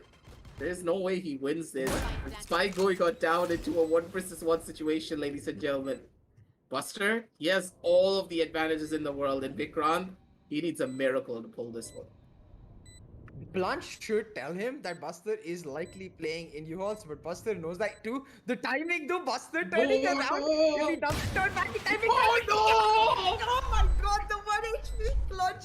the timing on that push, and you can see the size of relief for Insignia, realizing that around that went from, oh my god, we're gonna pull off a thrifty, to oh my god, we threw a thrifty, ends up being an actual thrifty. Damn, that was close and intense aggressive. I was on the edge of my seat, man. That was too close for comfort, and you gotta feel bad for Buster as well. Honestly speaking, Yeah. Buster, he played that so beautifully. Got another incredible shot down onto Trill to take him on down out as well. But at the very end of it all, what happened? You just get backstabbed because the timing was just not in your favor. Buster, I understood what he was trying to do. At the same time, he thought that maybe Vikrant was making a long flank down towards from the side of Heaven, trying to get that first initial peek. And I think that no one really communicated to him that the Sova was super low on HP, because at that stage, Yeah. Buster, if he knew that, knowing Buster, he would always just sit down into a corner, wait for him to peek or touch that spike, because that's where he's at the advantage, because he just needs to hit a body shot, while Vikrant, he needs to hit a headshot. And that's kind of where that level of communication gap really came into play in my eyes, seemingly. See, what do you think? I mean, definitely, I agree. I assume that if Buster knew there was a low HP target, then he would automatically just play defensive, try to take full A-shot control. You can even go for an aggressive push down A-shot, make sure that he's not coming from that area, and then circle back to that A-shot angle where you hold the spike. Or since he planted for CT and you hold, you can do the same towards the other corner, go towards showers, clear out showers, and come back and peek through, because it becomes very hard for that 1 HP target to defuse, especially considering that since you're 1 HP, you're expected to just be very slow and cautious. That's exactly what Vikrant did, man. Props to him as well. The pressure when you're 1 HP and your team has almost given up a round that was going in your way, to clutch it out, it's got to be such a big sigh of relief. And we'll see if they can nab this momentum, because it's gonna hurt for the side of Valor. They're gonna realize that, oh my god, we had that in our grasp almost, but not just full all the way. So I expect them to try to switch something My up, but God. instead, look at this Valor just going all the way in, punishing the aggressive move by Insignia. Double pick, kill picked up by the game already. It's an aggressive rate push for Team Valor. Let's go, Dusk. That first initial pick up, but the shots are going to be coming on down from the silence as well. The game's going to get a triple kill, and the boom bot, the 6th man for the side of Team Valor, be able to get a lot of value coming on down from that end as well. Strokey trying to go in for a little bit of a cheeky play with that wall, but the wall does break on out, so he's not going to be able to find that cheeky angle for himself in the back end of this. But at the same time, Insignia, at this stage, it would be better to opt to go in for a save, but Vikrant, he does get the first initial kill. Sophie opting to go in for that reload. The respawns are going to be going on through as well. Probably spawning out at the bare minimum 1 player, and Vikrant's going to be able to get the 1 kill from the sidelines. The game, though, he's actually looking for an ace, but Shogzi, he's not going to give anything away. Beautifully done once again from the side of Team Insignia, ladies and gentlemen. Down in an impossible 2 versus 3 situation. I thought that it would have been better to just completely go in for a save, but Team Insignia is like, nah, sit down. We're gonna show you exactly how good we really are. Get this clutch for ourselves and bring it back for our side. The House of Cards is crumbling for the side of Team Valor right now. Those post plans, extremely questionable. Again, that miscommunication that you talked about, aggressive.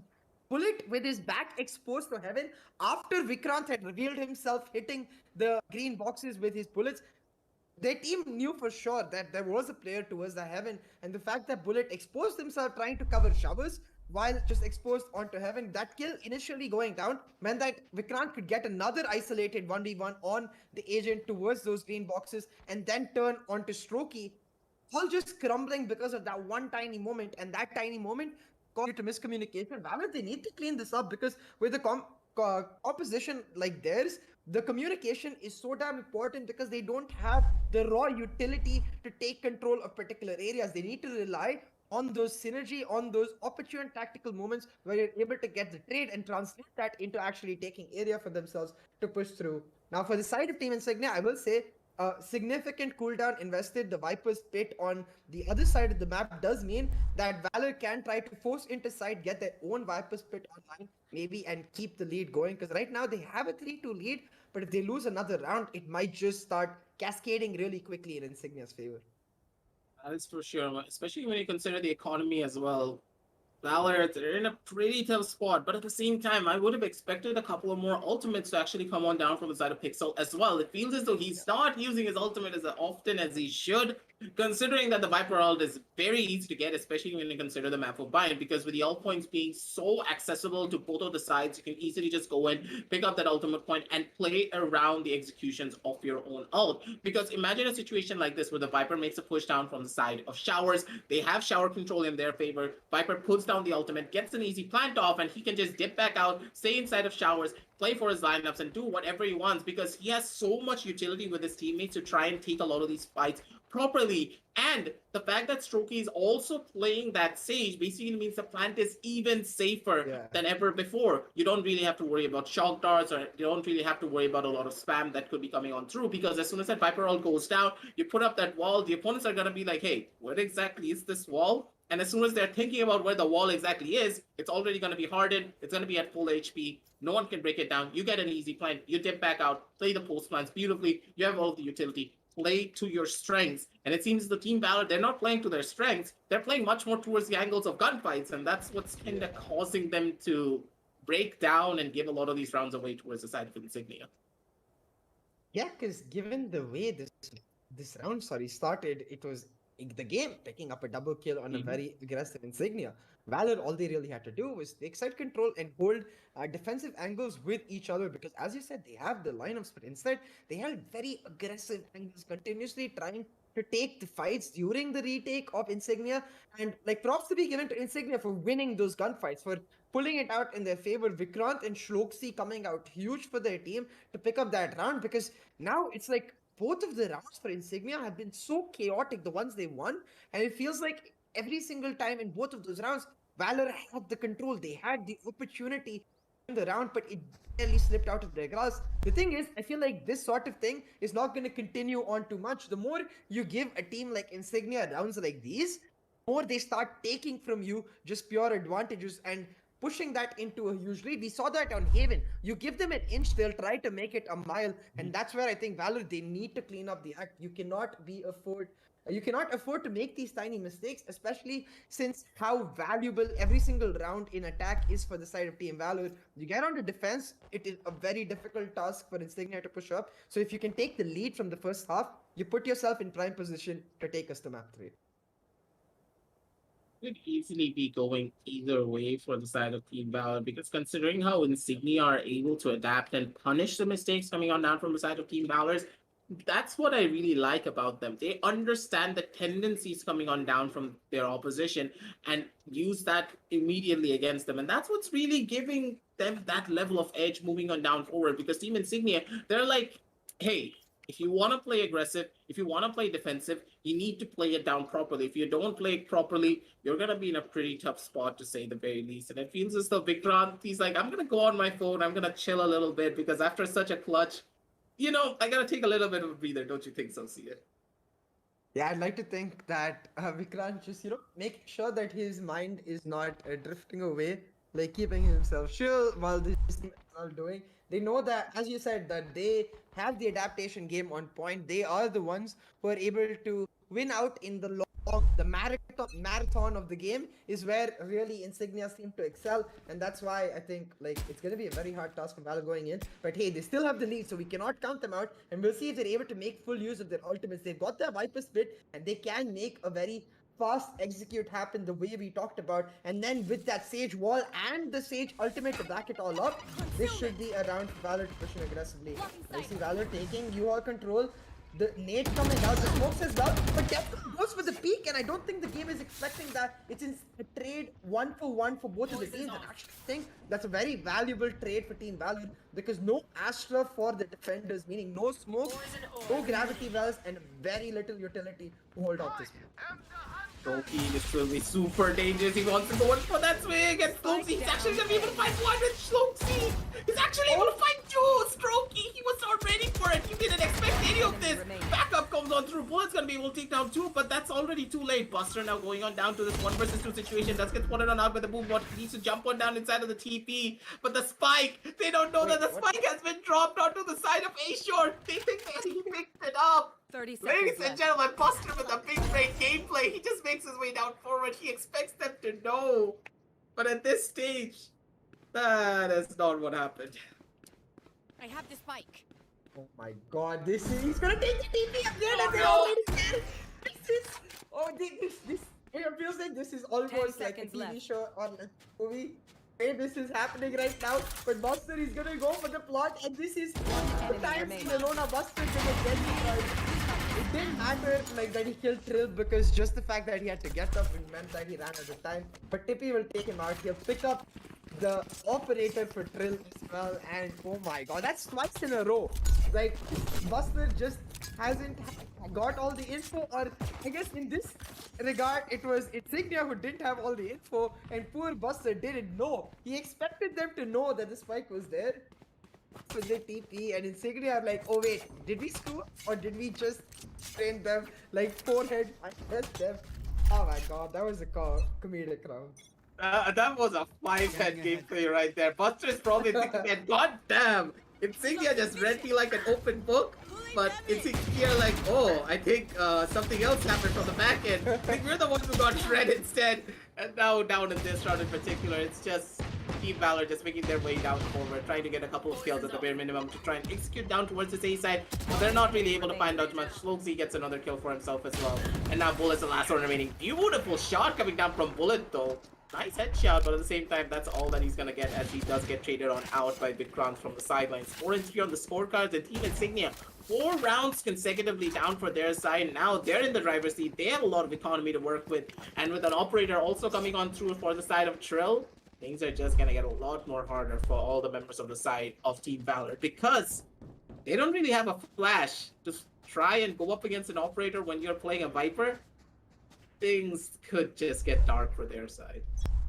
Definitely. But aggressive, I figured it out. I figured out why that round went for Insignia. It's because they have the Astra with them, so technically they have the Galaxy Brain plays, right? So My that was a God. Galaxy Brain play. Bye. Astra Galaxy Brain pick. But alright, back to this round, Insignia, the momentum is huge. They've gone down from like being 2-0, 3-0 to now 4-3. All the kills they picked up in their favor. A grenade kill as well to add just to the suffering right now that VALOR is facing. Leaves Pixels in Bullet, last, waiting, standing. Vikrant and Tippy will pick them up, and Insignia, the momentum is rolling. The dominoes are falling, and VALOR not able to stop this formidable force. Insignia are taking over this map right now, aggressive. It feels as though there is no nook and cranny left where a little bit of their utility won't reach. Every single time they want to go in for a swing or any side that they want to go for, it's like Vikrant is holding it down with his shock darts. Something's gonna hit. You're gonna take a lot of damage. He's probably gonna get a kill with it, or he's gonna force you out into the open, into his rifle vicinity, and then just shoot you in the head. And that's what Trill is doing as well. Trill's also getting so much value from the sidelines. This is absolutely incredible, ladies and gentlemen. The way that they're able to just shut everyone down to their raw utility usage. That's what's really giving them such a massive edge. But at the same time, Strokey, he's not expecting any of this. He's gonna get caught out, and Tippy is actually able to survive. One more point off his ultimate as well. He just gets one kill. He has a showstopper, so he doesn't really have to worry about much. Play it safe, just play it systematically, and Vikrant with the crab walk is actually able to survive. All of the bullets coming on down from the side of Bullet, and with that, they're able to survive once more. Buster, he misses out on his grenade kill as well, but a beautiful tank on the Trill though. God damn, Buster. He's feeling himself. Yeah, Buster still, his explosive self can cause the damage here, but it's still a 3v5. And the side that VALOR are trying to go to, it is stacked up. Now, the game, he does take out Tippy. Does mean that it's only the Viper left on the side, and he's able to get this spike planted, needs to get out of there, and with barely enough time is able to do exactly that. Does mean that now Pixels has more than enough time to set up his ultimate. Insignia have got to rush this Viper, take him out immediately, otherwise the ultimate will become impossible to hold it, and Shoxi knows that. He as the Viper knows how important it is to rush it down. Game though, he finds a kill, and now the showstopper coming through hits the edge of Shoxi. Radius able to take him out. The game gets his third and fourth to pick up the round for Team VALOR from a 3v5. They pull it back. The game showing Insignia how it's done. This is how you play the game, man. Here. I think Shloxy plays on a very low resolution because I don't think he spotted out the shoulder peak coming on down from the side of Buster. He was still holding down on the left side, even though Buster showed his shoulder, and Slogi should have easily gotten that kill if he just opted to go in for that swing. That's kind of the problems that do happen when you play on 1280 by 960, but at the same time, everyone loves that stretch res just for the crosshair feeling. But yeah, a little bit of a disadvantage right then and there. No harm, no foul. It's going to be the side of Team Valor being able to take another round on their side and finally stop the momentum from the side of Team Insignia as well. 5 and 4 on the scorecards, trying to make it even Steven, but still, they need to go up against the operator from the side of Trill, holding him down from the angle of Shower. But all the members of the side of Team Valor, they are going to go in for a switcheroo. Last time they hit A, this time they're going to go into B. The game has picked up his own operator aggressive, and that's really is what is prompting the slow push that Team Valor are going for right now. The game on that operator slowly edging through on this long angle, looking for something, but Valor they just giving it to them. Instead, their own operator has taken full control of Showers, and that's giving them a lot of info. Deathscope has come through on the rotate, and they've 3-stacked this B side. The Sova on the elbow, the Astra Rays camped up towards those halls, just waiting for Valor to make their move. Now the recon goes down and Valor will make their move, but with their entry flagger Jet on an operator, this is gonna get really difficult, especially given the stat and the fact that the showstopper is ready for Tippy. Valor going in right now, but this could be disaster. All the information in favor of Insignia. Boxer is actually going to be able to get the first initial kill. The game actually finding another one with his jet knives as well, and with that, that's going to be so beautiful for them. To be trying to make that push happen, maybe get that one kill at the bare minimum, but on the other side of that wall, can't really do much. Using a lot of bullets to try and break that one down. Now, with this 5 versus 3 situation on the map, will they be able to find something is a real question. Trill not going to be able to find that shot a little bit too early when it came down to the movement. He's going to be taken on down almost immediately. Strokey tries to play it cheeky, but plays it for it with his own life from the silence, and with that kill it, he's gonna be able to take down 2. Buster chimes in, while silence getting another kill down on the Tippy. 5 and 5 on the scorecards already, ladies and gentlemen. And after 2 massive investments coming on down from the side of Insignia, they're gonna be pretty hurt when it comes down to the terms of eco. Trill's gonna be able to use his jet knives to try and bring himself a gun, but honestly speaking, see, in the long run, need to get a lot of value out of that operator, because Trill seemingly after the last 3 rounds of picking up an op, it's not been able to get a single kill. Yeah, absolutely, and not just the operator. I feel like even the showstopper for the side of Tippy, we haven't seen it being used yet. I felt like when Pixel smoke cutting off CT, that was the perfect moment. You just go blasting in with the showstopper, deny them that side entry, especially since the time is running down. But in this round, it is the eco for Insignia. The plate storm out for Trill. He tries to make an aggressive play happen, but instead shut down by Strokey. That Showers control got for free for that stage, and the drone giving all the info Valor need on the other side of the map will allow the game to move in with his operator, pick up a kill for himself. That's free alt-top control on both sides of the map. Aggressive Valor now, they have a free pick of a field of cherries for where they want to go for, and they're gonna try to go for the A. It's really have to gonna have to pull off some nasty one-ups. Maybe, maybe not, but this is just going to be a tall order for Slogsy. He does get flushed on out from his own corner. Vitron going in for a couple of those shell cards, but it's pretty much over. There is no way to win this one out. It's going to be a flawless actually, because none of the members of the side of Team Valor have taken even a point of damage. Yeah, perfect, flawless. You don't even spend a nickel on any armor, any like a couple of utilities maybe that they use, the drone particularly, but other than that, Valor, they're just right now back in control of this matchup. I think the slow approach I really like from them, where they're inviting Insignia to push in. They're like, we know you're gonna step out of line at some point in the first 30 to 40 seconds. We'll punish you then and there, and then we will regroup and execute onto a side. This is Valor adapting. We didn't see this in the last map, so I'm very, very glad we get to see it here right now, because it makes it that much closer. Now, the real question is, can Insignia tie it up, take us to a 6-6, and then go onto the defensive side with the board just completely reset? Deathscope, though, you don't expect an Astra to be this aggressive ever, right? Aggressive, but he manages to find value out of his aggressive plays every single time.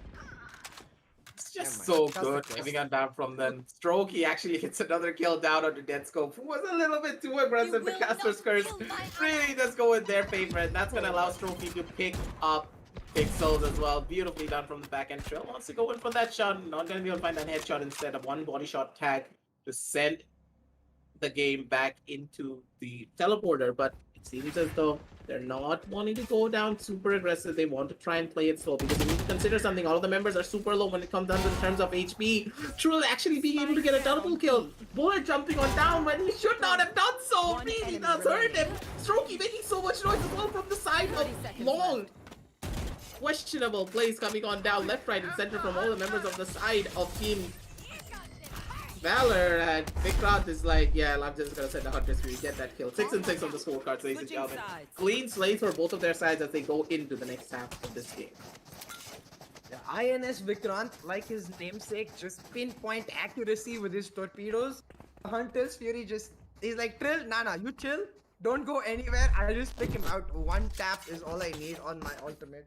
That's 6-6 on the board for Insignia, and Trill, a huge component of making that happen. Like, first he pushed up long, got a lot of info, but realized that with no one near that hookah area, ran back towards this angle, towards that long, able to get the first kill and get the second at the same time. With that Viper Molly coming down, meant that Valor were just caught completely off guard with no approach to be able to take that round for themselves. Drill coming up huge to make it 6-6 for the side of Insignia.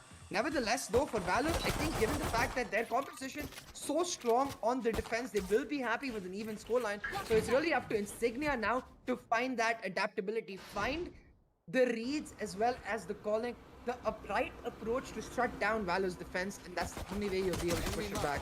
Insignia now going for the B push aggressive. They are spotted out by the drone though, and that's going to cost them to rotate. This rotation now going on through. Trill is making so much noise as he makes himself down towards this A side, but this could just be a rapid on rotation because there's more than enough time for them to just jump back inside of the TP, take another loopsy daisy, go down towards the other side and just shut everything down. But at the same time, look at the position coming on down from the side of Trill. Trill is just walking on straight in, but at the same time, no one's clearing down these corners. This is a bloodbath down towards the side of A short, ladies and gentlemen. Trill is able to make that push happen, but he just gets one kill. That's all that he should get. There's not much that he can do. He does get a double, but at this stage, down in this 1 versus 3 with only 40 HP to work with and just a ghost in your hand, 2 bullets and you're already dead. Buster, he has your phone number and he's waiting to just call you up. He wants to go in for that swing. He's gonna be able to find that one in the head to take him on down out as well. And with that, that's gonna be 6 and 7 on the scorecards already, ladies and gentlemen, for the side of Team Valor. Things started off on the right foot, but at the very end, the execution just wasn't there. Yeah, I feel like once you have your jet so aggressively into the backside area of A, you have to assume that there's at least 2 people in the A short area, and therefore just go for the rotate. This is such a free rotate because Trill has so much information, and with 50 seconds left, they have more than enough time to actually make that rotate happen. Instead, they all rush into A short. The crossfire setup from Valor, absolutely beautiful. A very nice read to expect it and set that crossfire in advance. They pick up the win for themselves. Now, Insignia, this is their eco. They're just trying to make an eco rush happen, try to get the spike planted, and maybe get some credits for themselves. But instead, with the wall having gone down, they've actually left the spike on their lurker in Viper towards Showers, and she's gonna run into Strokey. Strokey taking, that's the spike down, and Insignia like, oh, we got a part of A, but we don't have the spike. This is just rough coming down from them. Deathscope does get one headshot, but that's just a classic. He's not going to be able to find more than that. The game comes in with a Marshall to take down another one. Buster's going to be able to chime in as well, take down his own clone. And with that, Trill, yeah, he's stuck between a rock and a hard place and a shock dart in his face. Bullet's going to be the one to take him on down. With that, that's going to be 6 and 8 on the scorecards, ladies and gentlemen. And a flawless round as well for the side of Team Valor. And with that, they're going to be really happy to say the very least, because now at this point, they're going to be able to play for a full-on bonus, and the game could just go in for a couple of those crispy one-taps with that Marshall inside. Yeah, Valor right now in the driver's seat to push this map all the way to the win. It's really up to Insignia to make something count. And I'm looking at the duelists in Trill and Tippy. Like, Shlokzi himself has been doing really well. But right now, on the attacking side, when you don't have that flash on your side, you have that jet race combination. I want to see Insignia being a lot more aggressive, because I feel like in first half, when they were losing rounds, their aggression is what got them back on the table. It got them their momentum back, and with their momentum, they look like a very scary team. So they need to be very aggressive right here. Being tactical is a very strong form of play, definitely. But right now, the tactical aspect playing into Team Valor's hands, because they have defensive utility all over the map. They don't need to rotate when they see presence, and therefore the tactical presence that the side of Insignia is showing not really working out. Maybe it's time to just try some brute force action, get Trill and Tippy just going in, taking full control of one of the power points on the map, and then you can get tactical from there. Decide if you want to go for the full execute on the site or even go for the rotate. Use the teleporters to your advantage. I want to see the side of Insignia get a lot more confident, but because if they don't right now aggressive, this is their buy, then Eco is going to go completely in the tatters, especially considering that VALOR, they have almost all of their guns for the game. Completely agree with you, because at this point, it's do or die for the side of Team Insignia. If they don't find something here, things just end up really badly. The grenade goes on through, but it's not really going to get any form of value. Stroke is not even going to take any form of damage. And this double peak could just work out in their favor. Pixels and Strokey, they're playing with literal fire at this stage, and Team Insignia's like, nah, we are not gonna do anything about this. But Buster, he's holding such a beautiful off angle, but none of the members are gonna make his way down forward onto that angle. All of them are making a rapid on play down towards the side of B-Long. You'll easily get one kill. No one's taking down on that corner. Buster's gonna be able to take down one. No one's gonna be able to take him on down. Buster with the pre-fire is gonna be able to shut down Trill as well. He would easily pick himself a gun. He's gonna be able to survive. He's gonna run on away. Buster, he's just causing so much panic, so much chaos, so much damage. He's able to find out 2 headshots. He takes him down to only 20 HP and 72 on the other one. I think it's already over. It's gonna be Team VALOR taking this. 30 seconds left. The control from Buster, the cool, calm precision, even the satchel to get himself out of the way, perfectly timed. Effectively just so single-handedly winning that round for Team VALOR. The amount of information he's able to give because of his position forces Insignia with the double headshots from his 10 specters seconds left. to go for the save. I think they might be hunted down as well, but Insignia now losing that round. VALOR 6-9. It looks like we might just go to map 3 given the form that VALOR is in right now, having won 3 rounds back to back, and with Tippy having lost his weapon, the eco for Insignia in tatters. It's all set for double digits. 10 points for VALOR on the cards here with this round. This is kind of hard to try and pinpoint what exactly the side of Team Insignia are doing, because when you consider the problems that we can already see, it's primarily the fact that they're not establishing any form of map control on the other side of the map. And you can already see why this is happening, because the Viper is trying to go in for executions with his teammates, but she should be actually opting to go in for a couple of more lurk plays instead. Just like that. Slowsy's like, I'm gonna slap a bullet into the face of Slowsy, take down one. And with that, I feel as though this could just be another Thrifty. What's up with the side of Team Insignia? They're Thrifty, CA. I don't get it. I just think it's the aggression aggressive. When they don't have the pressure of thinking too much and they're just playing aggressively on their natural instinct, natural team synergy, they just look so damn good. They get the shots always. Now they've got the plant. I believe the snake bites are ready. Yeah, they are for the line of TKGs. You see, already positioning himself towards the showers positions. The recon now to give them all the info they need. And this round just in the back for Insignia. That scope will pick up one. Hold on though, Bullet in the game. They pick up a kill each, make it a 2v2. The lineups are there. Oh no. He's messed up by Bullet. They're gonna go for the PC, find one kill. And Bullet will be taken down by Strokey now. The second toxic bite coming out will land, and the game has to get out of the way. 50. Another thrifty round for the side of Team Insignia. I hope they take the cue from this round. It's all about confidence and belief. Go for what you feel comfortable with, not necessarily what you think is right. Anyone have funds to spare? Just hold that W key and just shoot them in the face. That's what she is saying in short. For everyone back at home. Because it feels as though, yeah, Team Insignia coming on down to the very end of it all, they have the strategy, they have the execution, but they are not confident in taking a lot of their gunfights. They're way too scared to go into the crosshair vicinity, seemingly, of a lot of these players, and that's what's really hurting them. And hopefully after this confidence boost, they're gonna be able to bring it on back, because if they're able to win out here in particular, they're gonna put a massive wrench when it comes down to the eco. But just as I was talking about that, the game is like, what did you say? I'm gonna make a lot of value out of this operator happen. And he just puts a bullet into the skull of Trill to take him on down out. And Tippy could be the one to get another one as well from the side of Bullet. And with that, Already a 3 versus 5 situation. I'm just gonna shut up because the caster's curse is a little bit too real right now. Not sure about Tippy's off angle there because it actually reveals his entire body and makes it much easier to aim onto him. The Hunter's Fury forcing Deathscope to displace himself. The game is like, oh my god, there's a chicken running around in my crosshair. This is free duck, not chicken, I guess duck running around. A free duck hunting. The older game pick up a kill. Either ways though, right now, Insignia, it feels like they have no direction, no control, and because as you can see on the map, Pixels and keep pushing in from A. Insignia getting swarmed on all angles by the sharks that are Valor. Pixels will spot Roxy out and prompt him to go the other direction. But all of this is 30 the bait. seconds left. Valor have every single angle covered, and it'll be Valor picking up double digits with this round. It's just a matter of can Insignia save their guns or not. At this stage, down in this 2 versus 5, it's gonna get even more difficult to try and save out these guns, especially when you consider the economy of the side of Team Valor. They don't really have a lot to lose. They can easily go in for this hunt, maybe get a couple of kills for themselves, and Vikram, he fell asleep for just a little bit, and so did Slogsy.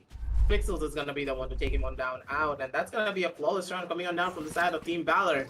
And honestly speaking, CA, it seems as though the home ground of Team Valor really is showing what they can really do, especially when it comes down to their own defensive side compared to their attacking side. And you can see that the strengths are really showing. The fact that the Viper is able to hold down a lot more defensively, the fact that Buster is holding down from the back end, and of course the operator from the side of the game not being contested whatsoever because of the lack of flash from the side of Team Insignia, really causing a lot of problems. I'm just imagining a situation where maybe it was a Sky instead of that Sova. Maybe they would have had a better time trying to take on these fights. Definitely, because right now, Team Valor feel like a ticking time bomb. The more time you take to push in, they will explode and take full control. But right now, Insignia, they're trying to wrench back that control in their hands. Oh my god! Remove. With the one-tap denies, the trophy still there to take.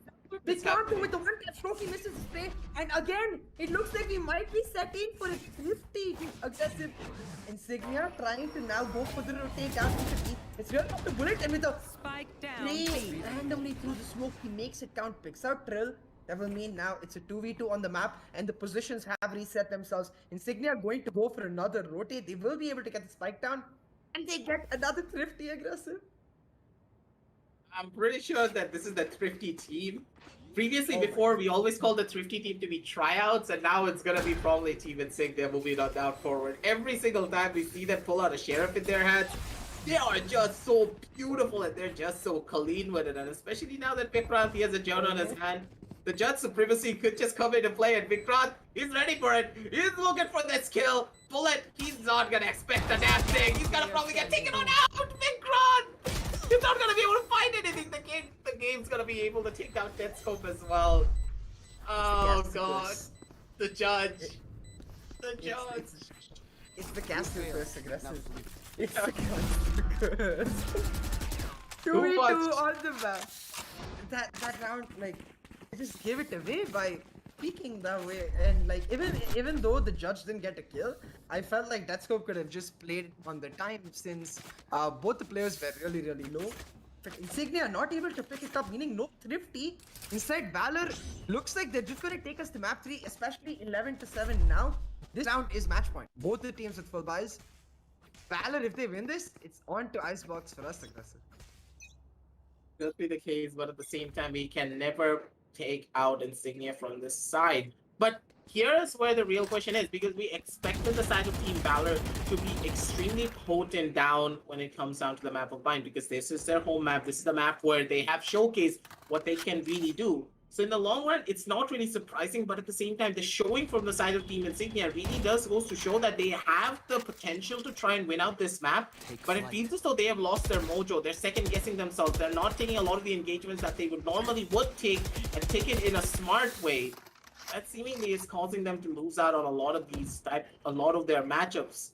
Here. With that, down on the 7-11 scoreline with their backs against the wall, it's either go big or go home. We want to make an execute down towards this A side. It can work out, but at the same time, Strokey Definitely revealed. So the counter shot that's coming through. They hurt him and Strokey just waiting for him. He'll take him out. Let's go. There's another. That's the round picked up for Team Insignia. And they're like, not so soon. Not just yet. We are not out of this map. We're gonna fight, make every round count, and try to pull us back just yet. And for Team Valor, they're gonna have to put everything in right here because despite their win streak aggressive, their economy isn't as great. Like given the fact that all of the rounds were mostly 3 to 4 deaths, so Valor right now, this round it's for them to make it count, and they have the Viper Spit. They can shut down one side. Now the real question is, will Pixels actually opt to use that Viper Spit early? Because with the aggressive push down towards the side of A short, this would be very smart for them to do so. Pixels, he can easily just run himself down forward towards the angle of A short, put down the Viper Spit, and go behind the wooden crates almost immediately. But that's not the plan that he opted to do. Instead, he's going to be sending Strokey down from the sidelines. He does get one kill, but with that Strokey, he's going to be able to get that trade. But that's just pretty much it. He just gets that one, but with that, it's already over. It's gonna be VALOR on the back foot. Maybe if Pixels opted to use that Viper Spit immediately down towards the angle of A short, things could have been different. They tried to play off of the trades, but Strokey, he shouldn't be good for more than one in such a precarious situation. And it does look like Bullet might be facing a bit of a technical issue there. The game last man standing, he's gonna go for the save, and as you said, aggressive. I feel like in that situation, like that position is just a little off for me because if you're playing for the trades, then Strokey needs to swing much earlier.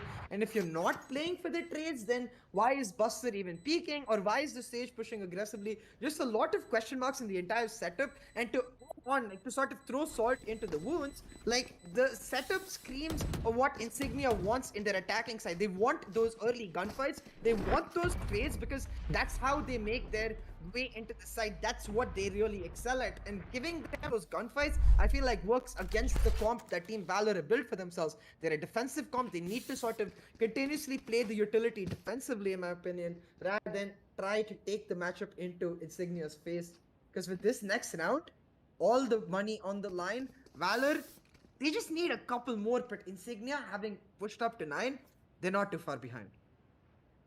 That rhymed for just a little bit, and I'm like, yeah, sure, let's go with that.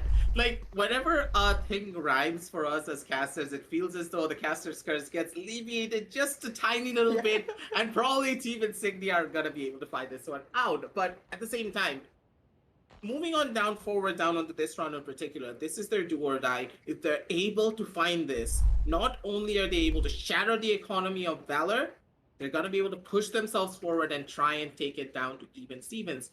And with this pause now going on through because of technical difficulty from the side of Bullet, the side of Insignia, they can take a deep breath and understand what they need to do moving on down forward, try and put up a game plan. But at the same time, I really want to see a little bit more of a game plan coming on down from the side of Pixels as well, because Pixels can easily just completely shut down the A short angle, or maybe even ult down towards the angle of A showers, because if he's actually opting to go on down for an ult from that side, completely shutting down shower, completely shutting down the entrance, and Strokey just needs to worry about the A short position. And that could easily be what they need to try and make that level of difference for their side. But at the same time, you need to consider the B side as well, because either he can ult down towards the side of B or he can ult down towards the side of A. But I like Pixels playing down towards the A side instead, because it allows for much more of the versatile playstyle in comparison to the one-dimensional playstyle towards the other side. Definitely. I would like to see Pixels use that ultimate proactively. But talking about ultimates, the Cosmic Divide ready for Insignia is the perfect opportunity for them to play very, very aggressively. The way they're positioned as well, like I expect them to try and use that Cosmic Divide to go for an aggressive rush. It's just a matter of which team gets their read, right? Will Insignia end up rushing into the side where Pixels is ulting, or will Pixels be able to, will Pixels end up ulting the wrong side, and Insignia will find a Cosmic Divide out any of those Viper utilities in a site, allow them to just take it for free.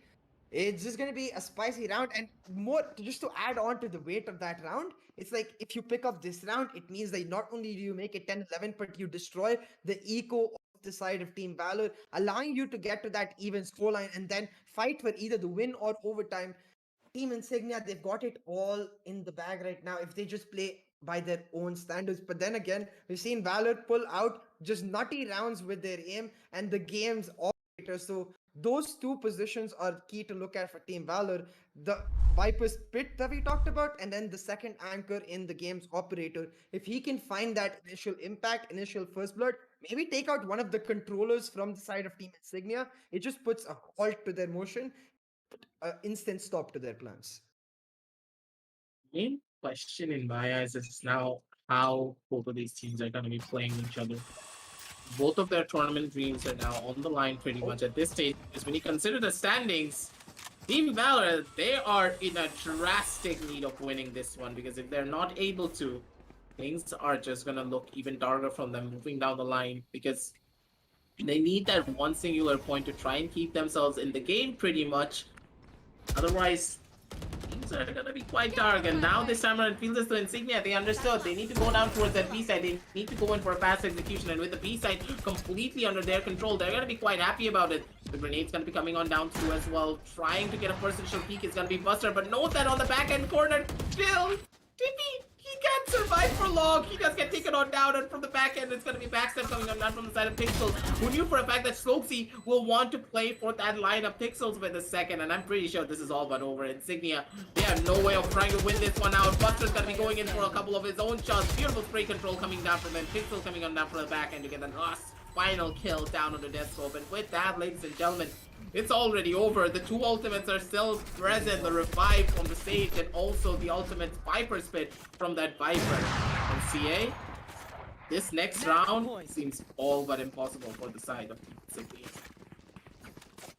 Team Valor, it seems like they've got the adaptation in the bag. They're like, you know what, Insignia? We're not going to give you fights at all because we realize that in the post plans, you're not going to play defensive because that's not your identity. Insignia continuously in post plans, they look for the fights. They allow themselves to take those engagements. That worked perfectly in Team Valor's favor in the last particular round because with Pixels coming on towards the flank, denying the lineup spot for Shloksy, and with Buster taking out Tippy with that grenade, it meant that Insignia were just stuck in the site and Valor were able to pick up the kills one by one, get the match point online for themselves now, and it's the game now. He spotted, but he will not move. The jiggle's coming on through, but no one dare beat him. The game will hold on to his spot, but the rest of Insignia right now trying to make it count, go onto that A-shot position. The grenade though just instantly deletes them. Does so much damage, but Insignia still stagnating here, and this could be the downfall of this. Taking way too long to make this push happen, and Pixel once again not trying to use his Viper spit. And wanting to take a couple of those gunfights there really will hurt him down in the long run. And the game, he just doesn't care. He's just gonna wait there. The swing's gonna be going on down, and Big Rod's not gonna be able to fight that shot. The game is like, just beat me. I dare you. I double dare you. I triple dare you. I'm gonna be the one to take you down. Our Buster comes on down from the sideline as well. He's gonna be able to take down another one as well. Tippy is gonna be able to find one, but Trill from the silence is gonna be able to shut down another, and the game able to switch on down to another weapon for himself as well. And with this, with the Cosmic Divide coming on through, the game making that push happen, and Tippy, he's actually he's actually gonna be able to get that one kill. That's gonna be so beautiful. The rapid rotation play is already coming on through, and even though the game could have gotten that kill down onto Death Scope, it wouldn't be enough because Trill was already ready behind him to come in for that trade. And it seems as though Team Insignia, they're not down just yet. They still have a lot of fight in them. They're able to take down a lot of the members coming on down from the side of Team Valor. And with that, this is going to be the last buy round coming on down from the side of Team Valor. Because if they lose out here, that's going down to an 11 and 12. They have no operator in their arsenal. They have no way of buying out that operator. And in the following rounds in particular, they're not going to have enough to go in for the proper buys to stop the driving force that is Insignia if they lose out here. Valor do have ultimates though. Despite all of that, they have ultimates like the Showstopper and the Viper's Pit that if they use, we haven't seen them use it yet, if they use, like they could be this drone though with Pixels, and they can just rush Pixels right. The Boombot revealing his position is just Pixels pushed out of his own ultimate, has to invest in the snake bite to keep them back. Now Vikrant trying to go into the shock darts, and the shock darts are on point. Pixels taken down to just 16 HP. The smoke integrity is going down, and the Viper's Pit will go down as well. Insignia denied that huge ultimate from Pixels, trade out utility very, very well, and gain control. Now the question is, will they rotate or will they stagnate? Right now, no rotations coming through from the side of Valor, so Insignia might as well make their move on A, and that's exactly what they're going to do aggressive. Parties are going to be coming on down from both sides, and it feels as though Strokey's on the receiving end of another party. And Tippy, he actually is able to jump on top of the showstopper, coming on down from the angle of Buster. Pixel wants to go in for that peek. He's going to be able to find on one down onto Death Scope, but Buster, he's stuck between a rock and a hard place. He needs to get back out almost immediately. The game tries to go in for an aggressive dash. He's the one to pay the price for it as well, and now Schluxy down to an almost impossible, 1 versus 2 situation. He needs to go in for that peek. He's going to be able to find the first initial shot down onto Viper. Down onto Buster. I can't even speak properly. It's Schluxy. He goes in for that massive play down onto Bullet as well. Takes him down out. The clutch comes out for Schluxy. CA, my brain is hurting. Schluxy, this guy is just on another level when it comes down to these clutch situations. Clutches, Schluxy, the flick to take a bullet. I mean, we have to see that again. Like, you see 1v2 situation right here. Schluxy knows where they're coming from, so you can see that the communication is good. Checks you all, finds it instant one shot, and then the snake bite, the way he's able to switch between his abilities and his gun is phenomenal. Schluxy picking up the kill onto Bullet, picking up the round win and destroying VALOR's economy in the process. The game now on the Judge, Bullet on the Bulldog. This is the time for Insignia to make it count, but I think we got a little bit of a pause. It is just gonna be stopped in its tracks. And Team VALOR, oh my god, like, you have to make that Judge count. I think they're gonna play very aggressive right here. Maybe go for that aggressive B-long play and take showers at the same time, but oh my god, that round was just a roller coaster aggressive. That was a roller coaster of emotions, and me as a caster, I literally couldn't talk down properly because I was just so excited. Schluxy, he pulled off nearly the impossible, going up against Buster like that as well. Beautifully done, coming on down from him, but Buster, way too aggressive. Way too aggressive. You gave away so much information down towards the side of Team Insignia. Now, they can easily go in for a push, and Bullet, he's not in a pretty good position for himself as well, but the Judge Supremacy coming on down from his side. He's going to be able to take down Phil. Bullet trying to go in for a couple of his own shots. He's going to be able to find one, but not going to be able to find out more than that. But the game, tagged with only 70 HP, the Viper Spit is now up, coming on down from the side of the attacker. Schluxy can easily go in for a plan. The position's now already revealed. The shot starts raining on in. He can easily go in for a couple of those shots, but the game, he's not going to miss anything. The spike is not going to be going in their favor. Stroke is going to be able to take down one, and now it's going to be Deathscope's turn to try and clutch this one out. Will he be able to do so is the real question. The Judge in the hands of the game. Will he be able to find it out? But at the same time, look at the position coming on down from the back end. He's still going to be so perfect. Pixels going on down to the left hand side. He's going to be spotted on out. A little bit of a technical difficulty coming on down from my end, but I'm still going to be able to hit all those shots.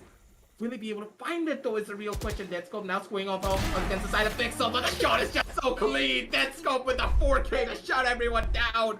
That's what you expect coming out from Deathscope, ladies and gentlemen. 1 versus 3 situation on the map. It is still alive. He's still kicking. He's gonna be able to get that clutch. Bring his team down into overtime, ladies and gentlemen. Team Insignia, they're riding the high and they're riding in the clouds to try and take this map win and also this set win for their side.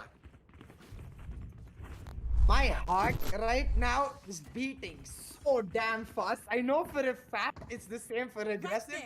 I can only imagine what it is like for the players. Holy 12-12. We're going to overtime, and it's on the back of back-to-back subsequent clutches from Team Insignia. Schluxy shows up once, and Deathscope shows up the second time. Insignia, they're gonna push this all the way through. They're not gonna give up, and they're now gonna go on to the defense as they look to try to take the lead for themselves for the first time in this map. Team VALOR on the attacking side, they've got the up on the game aggressive. This is a glass cannon, 0 abilities, 0 shields op.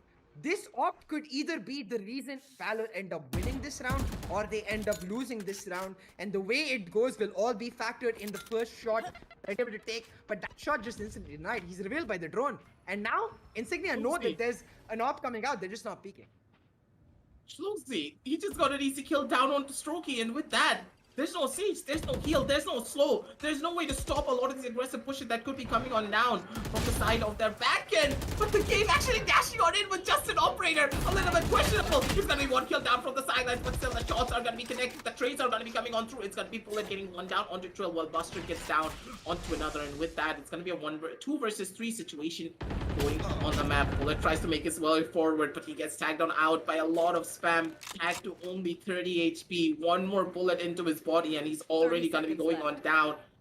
impossible odds for them. But at the same time, Buster, he needs to try and get this spike and pick itself up from him. They know for a fact now that VALOR, they're inside of the site. They have nowhere to go. They're not opting to go in for a rotation, but still, it seems as though Trophy is holding on down towards an A side, expecting a possible rotation to go on through a beautiful shock dart. Not gonna be able to find out much though, but a recon falls straight to the face. Bullet, the recon is stuck on top of him. He has nowhere to go. A little bit of a hustle action coming on down from the sidelines. It's gonna be Death Scope coming on with one, and Bullet. This is an impossible situation. He wants him to get down one, but can he get out the second is a real question. Spots him out, trying to put out the toxic fight, ladies and gentlemen. And the ultimate is still very much present. Bullet, I don't think he knows though. He could easily go in for that play. Spots on the first initial flare, but the ultimate came in a little bit too early. The push is gonna be going on down. Bullet, he can finally get on off of it, but there's not really a lot of time. Bullet, he wins it out. Another clutch to close everything out.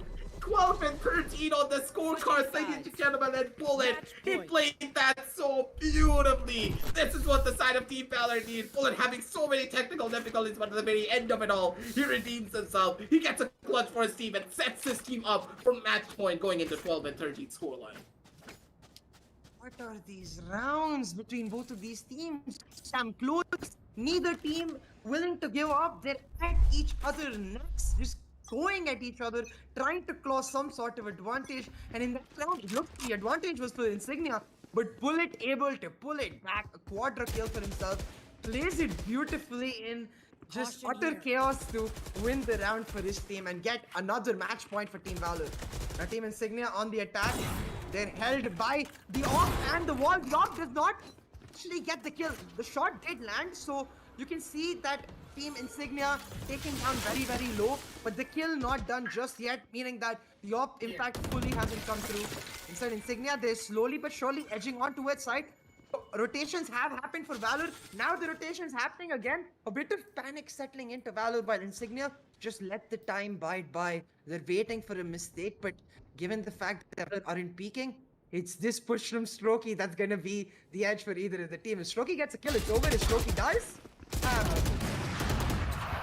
Gabe's gonna be the one to get that trade though, and that's quite a lot of damage coming on down from the back end of Strokey. So Pixels is gonna be the one to take down Trill at the very least, get that man advantage in their favor once again. 4 versus 3 on the map. The attackers still have a lot of utility to work with, but Vikron's kill was just so crucial. But instead, it's gonna be Buster to take him on down now. 2 versus 4 on the map. Not really a lot to work with. A beautiful shot coming on down from the back end of it all. Deathscope, he's actually going to be able to take down 2.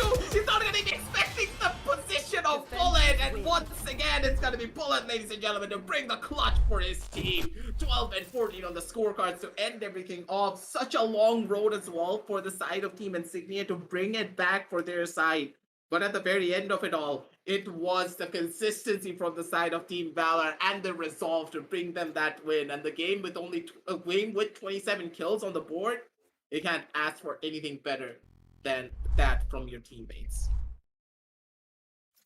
oh my god, that game can be effectively categorized as like emotional thriller. I think that game just up and down continuously, not just in terms of the entire game, but in the rounds itself, the way the advantages kept going back and forth between the teams.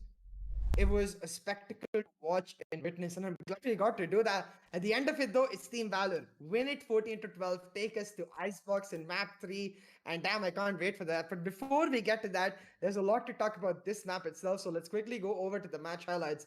For me, I think in general, to sum it up, where I felt that Team Insignia fell a little off was just their confidence in particular rounds when they got too slow. Like, we kept talking about this, despite the fact that Insignia were getting rounds, winning rounds when they were aggressive. It felt like right after winning those rounds, they would slow down again. Like, they kept trying something that wasn't working for them, playing into VALOR's hands. But it's not like the same can't be said about VALOR. Both of the teams made some up and down decisions. Both of the teams took risks. And for VALOR, it paid off more than the other team. And that makes sense given the fact that this is VALOR's home map. Now, going into Icebox after this grueling map, it's just a matter of which team has more stamina in them to push it all the way through. Same time, you need to consider that for the side of Team Insignia, they're going to be quite happy moving on down onto Icebox because that's their home map pretty much when you consider. So at the very end of it all, the map being Icebox for them, will be a little bit more of an advantage for their side, but at the same time, when you consider this type of a defeat right here and now, them just clawing their way back from a 9-12 scoreline, finally being able to take it down to a 12-12, and then losing out in such a fashion to a 30 HP bullet was able to clutch that one out. That's going to be a pretty massive hit when it comes down to the terms of your confidence. So in the long run, yeah, in my eyes, maybe it could be a problem from them moving on down forward, but at the same time, Team Valor, they're going to be riding the high, and they could just easily take the map of Icebox away if they're able to play their cards right. And it's a small thing, right? Like in that round that you talked about, for example, the bullet clutch round, Sova opting to go for the recon bolt right in the front of the hall's doorway instead of going back towards the spawn area trying to get a safer recon through. Him dying, it just led to a cascading effect of events where one by one, the team gave the 1v1s and they died. It's these small things that really make the difference. I mean, for the side of Team Valor, playing solo Viper controller on Bind and then going to play solo Viper controller on Icebox, those are the stonks going right up. So I think it's going to be a really close matchup. As you said, home for Insignia as well. But we will go now, take a small break, give the players a small break, set up for it. And in the meantime, make sure you check out the links in the description below. Hit the subscribe button because I know you want more matches like this. Get the notification bell on. We'll be back really soon with the TEC Gauntlet Season 1, powered by WD Black and AMD Ryzen Radeon. See you in Map 3.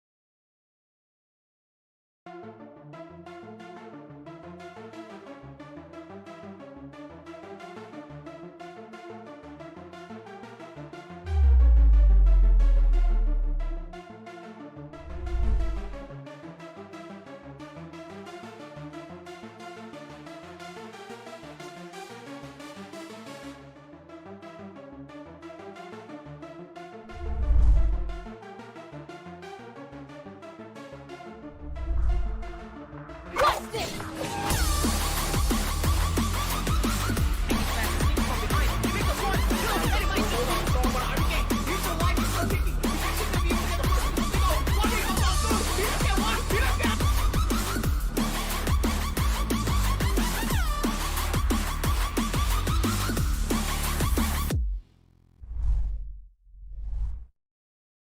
Welcome back, ladies and gentlemen, to the TEC Gauntlet Season 1, powered by WD Black and AMD Ryzen Radeon. I'm Sia, joined by Aggressive, back on the desk for Map 3 of the Best of 3 series between Team Valor and Team Insignia.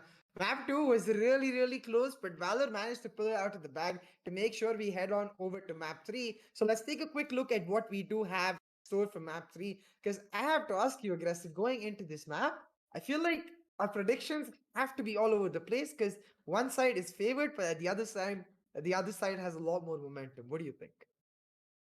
Honestly speaking, moving on down towards the map of Icebox in particular, things are gonna get a little bit more spicy. After a roller coaster of emotions down onto map number 2, map number 3, I don't know what my heart can take at this point, seeing. Yeah. Both of our hearts are just all over the place. Clutch is coming in left, clutch is coming in right. 4 Ks for days, not a single ace coming on through. Just goes to show how strong both of these teams are and how evenly matched they are as well.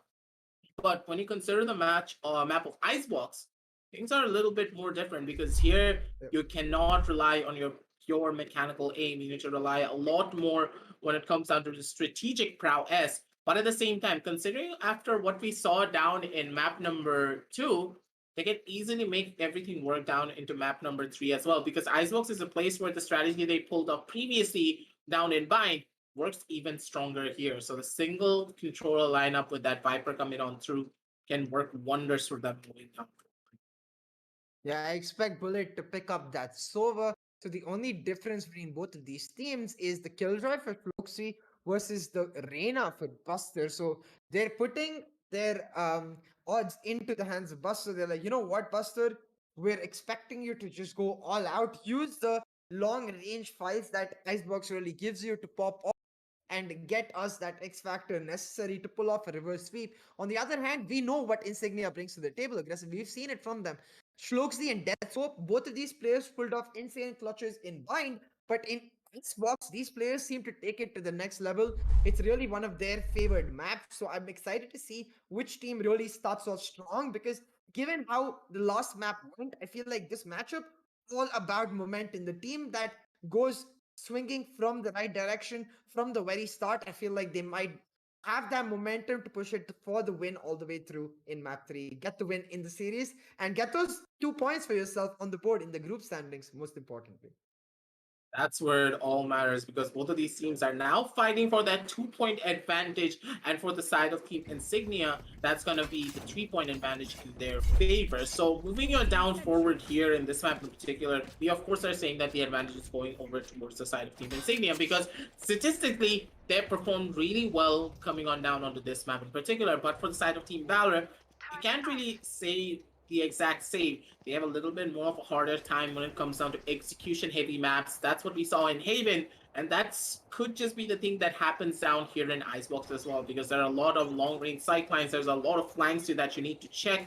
You need to be careful, especially considering that the side of Team Insignia love to take a lot of map control in their favor. So let's see how they approach this situation, because with now the wall going on down through onto the angle of Q, there's nothing from the side of Trill to try and get a cheeky defuse going on down into this pistol round. There's actually a small change in the players as well. Aggressive Strokey out player called Hunter coming in on that stage. I'm excited to see how he performs as well, coming in such a high pressure situation. But back to the round, his team Valor on the attack. They're trying to push all the way through, get it down, but with the wall planted and the spike nowhere near it, instead What? they're just stagnating, holding on. Now the game going for some fancy plays, does actually get a kill. Instead, it's Pixels picking up the kill. The plant now going down for Bullet. Valve, they're ready for their first plants, but it's chaos all the way through. Team members behind enemy lines. It's Insignia who pick up one kill. What is Things are going in left, things are going in right, and it seems as though Tippy, he has something else to say about it, wants to go in for that shot, but he's not going to be able to find his Slowsy from the sidelines, going in for that classic. He does get that first initial kill, but Pixel, he's alive, he's going to be able to find out one more, and Slowsy now down to another clutch situation, 1 versus 1, going on down left, going on down right, goes in for that right thing, he does find that first initial bullet, but there's not really a lot of time, 4 bullets left on the clock, he cannot go in for a proper reload, and it's gonna be an ace coming on down from the side of Pixels, holding on down from the angle of the yellow container. And with that, I thought that the round was already over. I thought that it was gonna be the side of Team Insignia taking this retake down in their favor. Pixels is like, nah, sit down. I'm gonna show you exactly what I can do. He plays the merry-go-round. He plays ring around the rosy.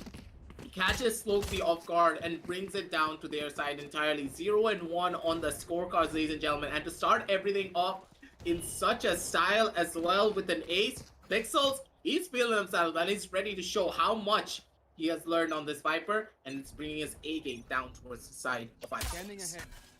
I was just scared he was gonna run out of bullets on the frenzy. That's a problem I always have personally. I was like, oh no, Pixel every shot, but he was able to pull it off. The ace means that he's also that much closer to his ultimate. A round 2 Viper ultimate on the cards. It's 5 out of 7 ult points right now. So if he can get the orb and get the plant, that will be enough for him to get that Viper spit online. But none of that necessary right now because the entry buster. Reyna going in, already picking up a double kill for herself and likely to find more. Because right now Valor with their weapon advantage, they are finding Insignia like peas in a pod, one by one, taken out. Flawless round picked up. Valor continuing momentum from map 2.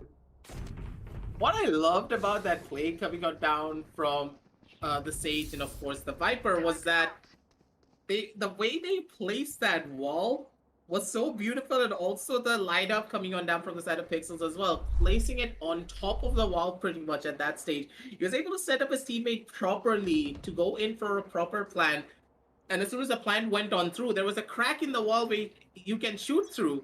And the members of Insignia, they were not ready for it. They wanted to peek that corner, maybe to see if they can get a cheeky kill because they didn't expect their opposition to know that the crack was there. Swinging the corner, gets a kill down.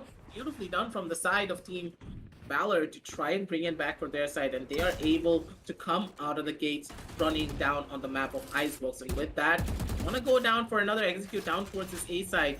And CA, predictions could be out of the window pretty much if the side of Team Valor are able to win out on their first round. Buster going in to win the 1v1 against Floxy with just the Spectre. The kill picked up, the spike down.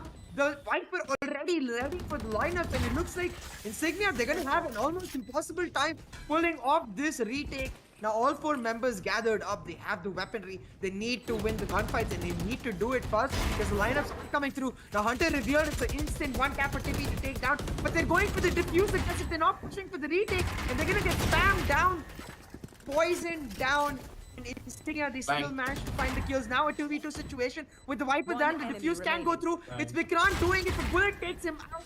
Bullet on the flank, meaning Tippy last man standing in a 1v2. Time running out. Has no opportunity of pulling off the round. Instead, it's Bullet with a huge flank to take off the spike diffuser and win the bonus for Team Valor 3-0. As you said, predictions are all out of the window because right now, momentum is the name of the game for Team Valor. They're just riding on that high after what happened in map number 2. So many clutches. Bullet pulled out a clutch, and they were able to do so much to try and bring it back in their favor. And I feel as though Team Insignia, they're feeling the fatigue moving on down onto the map of Icebox as well. A lot of the players are not as sharp. They're not taking a lot of these angles as quickly as they normally would have going on down previously. And considering the experience from the side of Team Valor, all these players are just absolute esports athletes. They can just go on for days, pretty much, almost. Not exactly days, that's a little bit of an over exaggeration, but they can go on for hours without stopping. They have that momentum in their favor. They have the stamina to keep things going. And for the side of Team Insignia, they need to dig deep. They need to try and bring it back down to their side because they're losing members left and right. They need to get a little bit of value from their eco rounds. Try and pull out those thrifties that they are known for down in their previous 2 maps to try and bring it back for themselves. But it feels as though Team Valor, they're the one at the driver's seat. They're playing the long game and they're doing it beautifully. A really nice rotate, but rotate with the presence left in the initial side. See the game, he's on the flank, meaning Valor, they've got all their bases covered. Now the wall gonna go down, Pixels will find the plant. You should have the utility ready to pay on the post. And with the game adopting this aggressive angle on the flank, they have screens control as well. Now Insignia, they're not gonna give up just yet.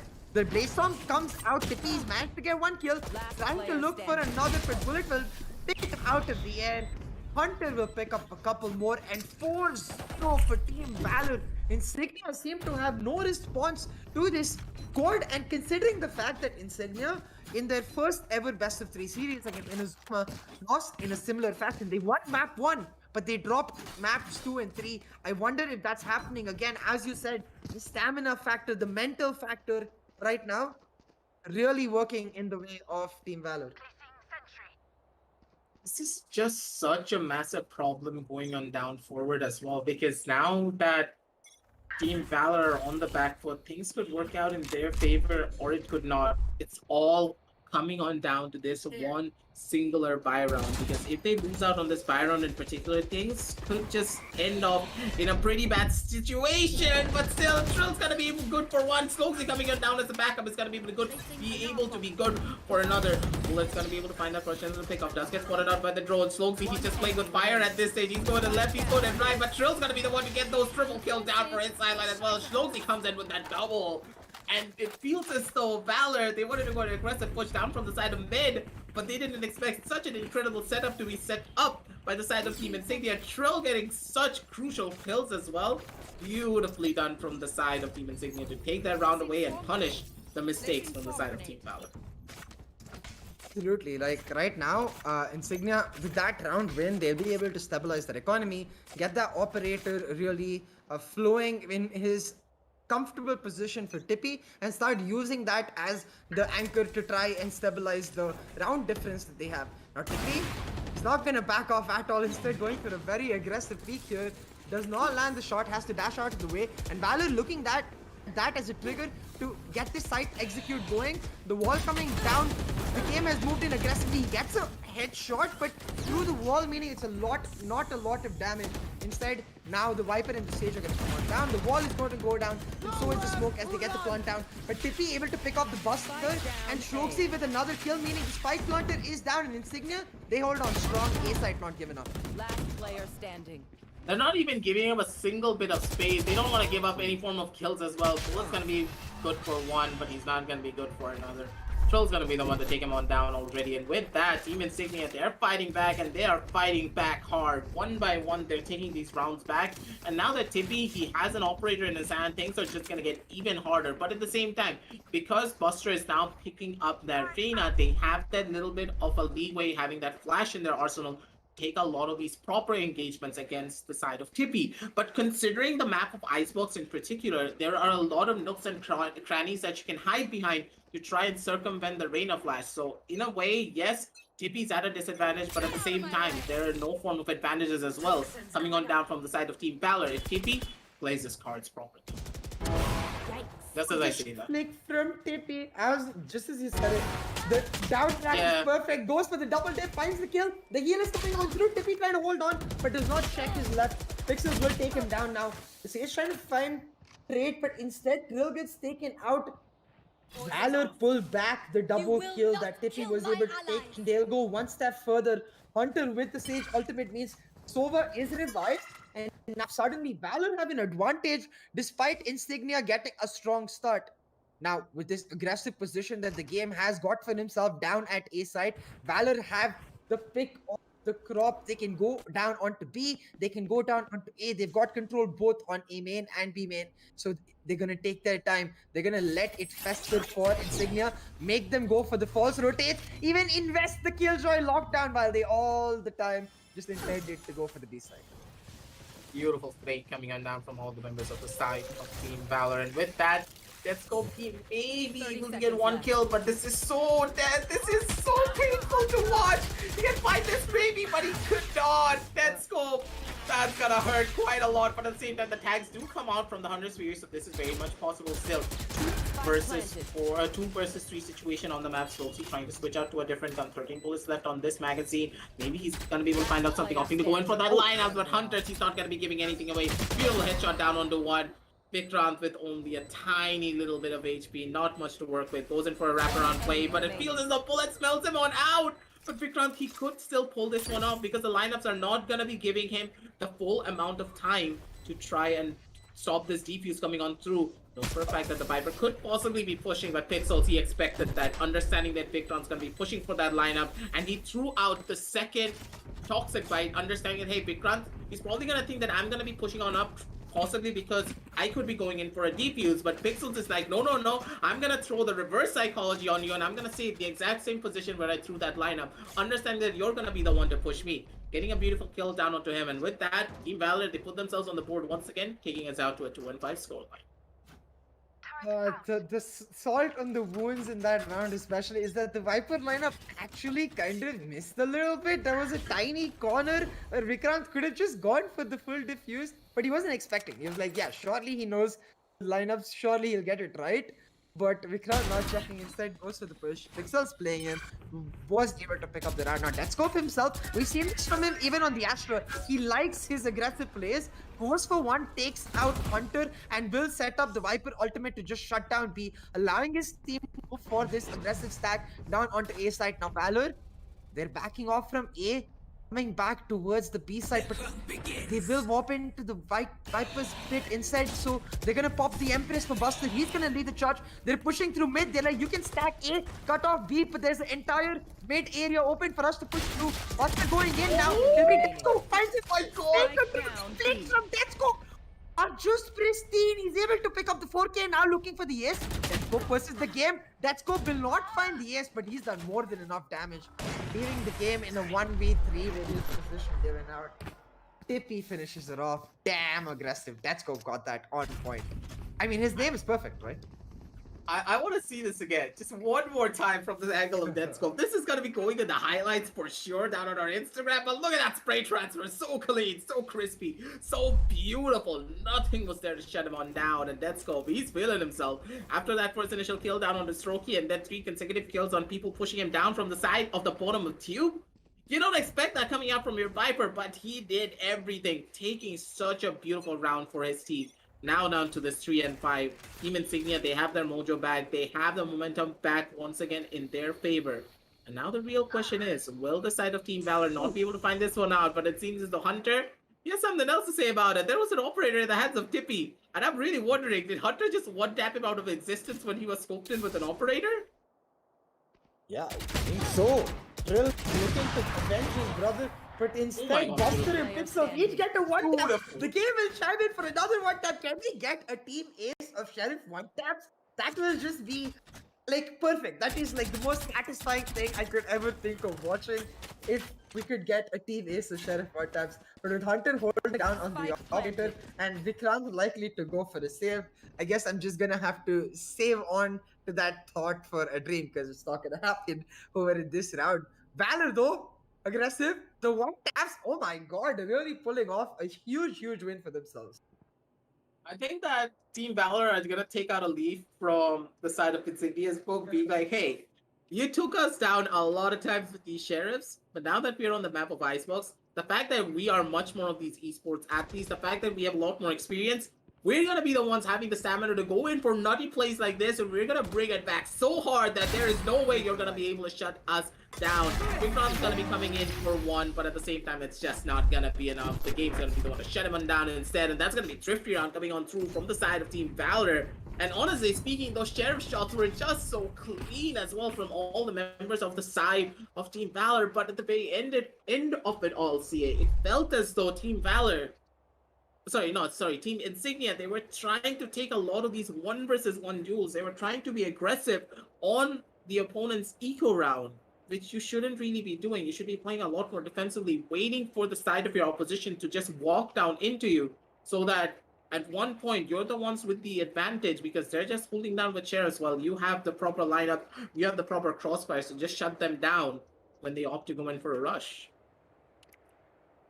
Yeah, definitely. Like I think right now Insignia, it's as you said earlier, aggressive. Like the mental stamina, the pure even game stamina, the physical stamina you need to continuously get the same consistency and the accuracy in the game. It is not an easy task, and right now it feels like that is the difference. Because for Team Valor, especially with the fresh addition of Hunter, who is coming off like as if it's his first map, he's completely fresh and he's playing really, really well, getting that one tap to start off that entire round on Tippy, securing that operator for his team, gives Valor a new approach to this map itself. Now, I do notice that Valor actually forgot to buy a weapon. So Bullet gonna play on that Sheriff. And I wonder if that could be the downfall. They're gonna give it to the game so he can play on his Blade Storm, I guess. So it works out for them.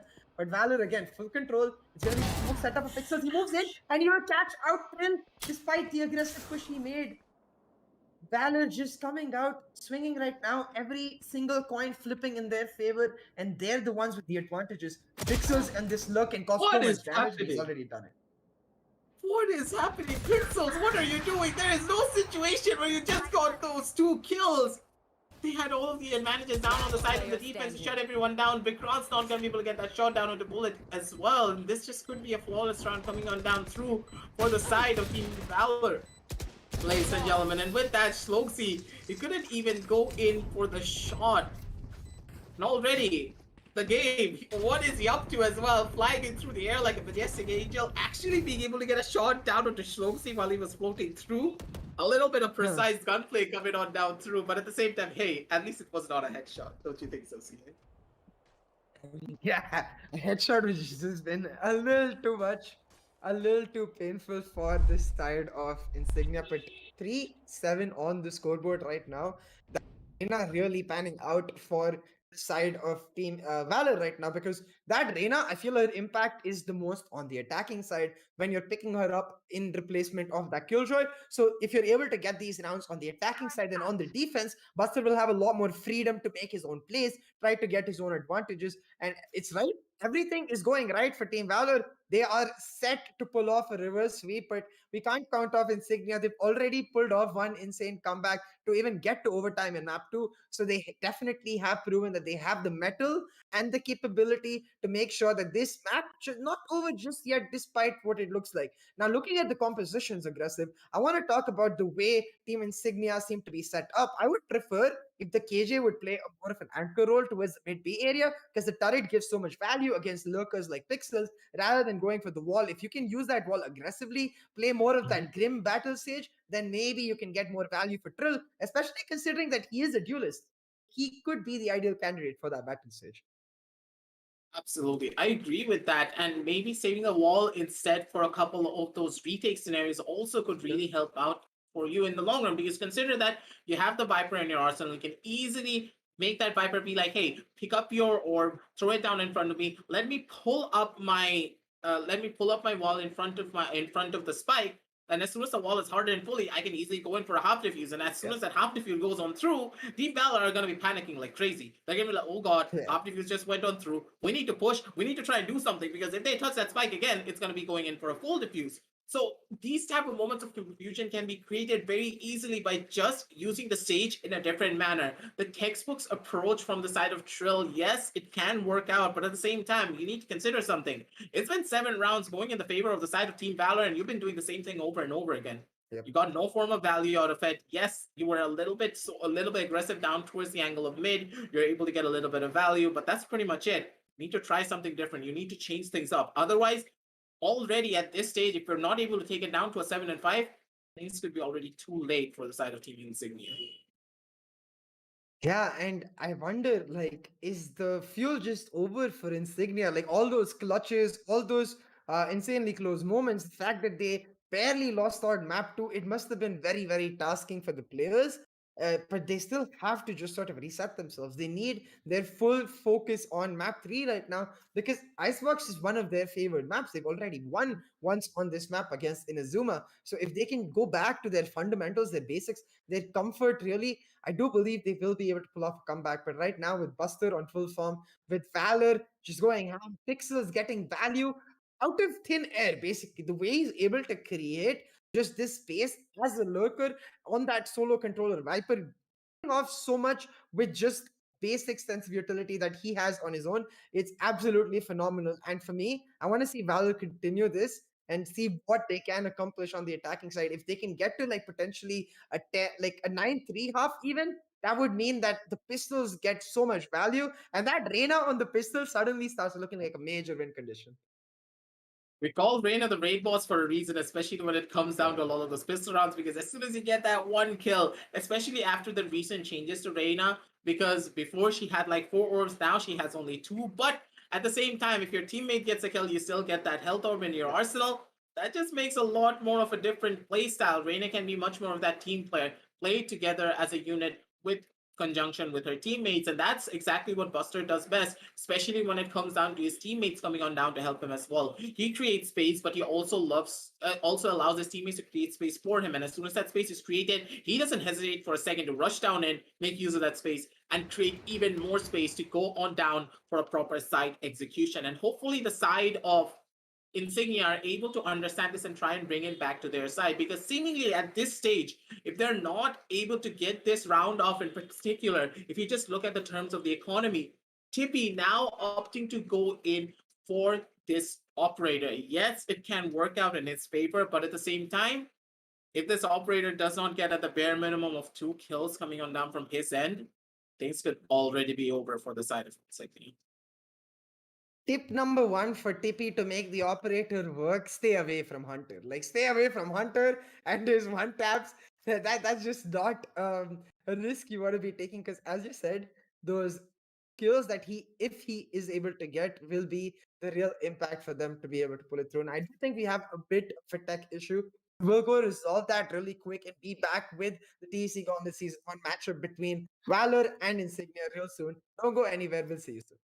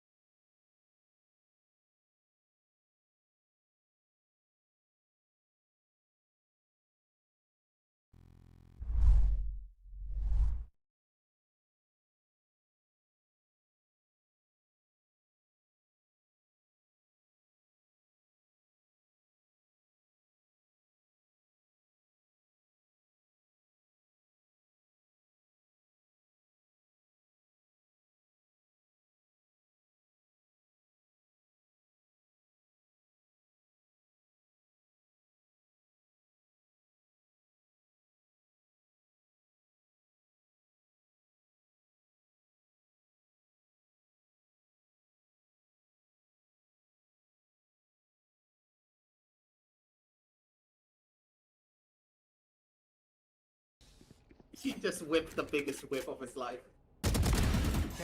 Tippy is gonna feel that in his heart for the rest of his life for sure. It's got to hurt. Okay, just I'm gonna give it to the fact that the Sova Switching moves front sides. and back when he's shooting his Hunter's Fury, right? That could be the only reason. But oh man, feels bad for Tippy. Valor winning that round would get it to 9-3, and we were talking about exactly this aggressive.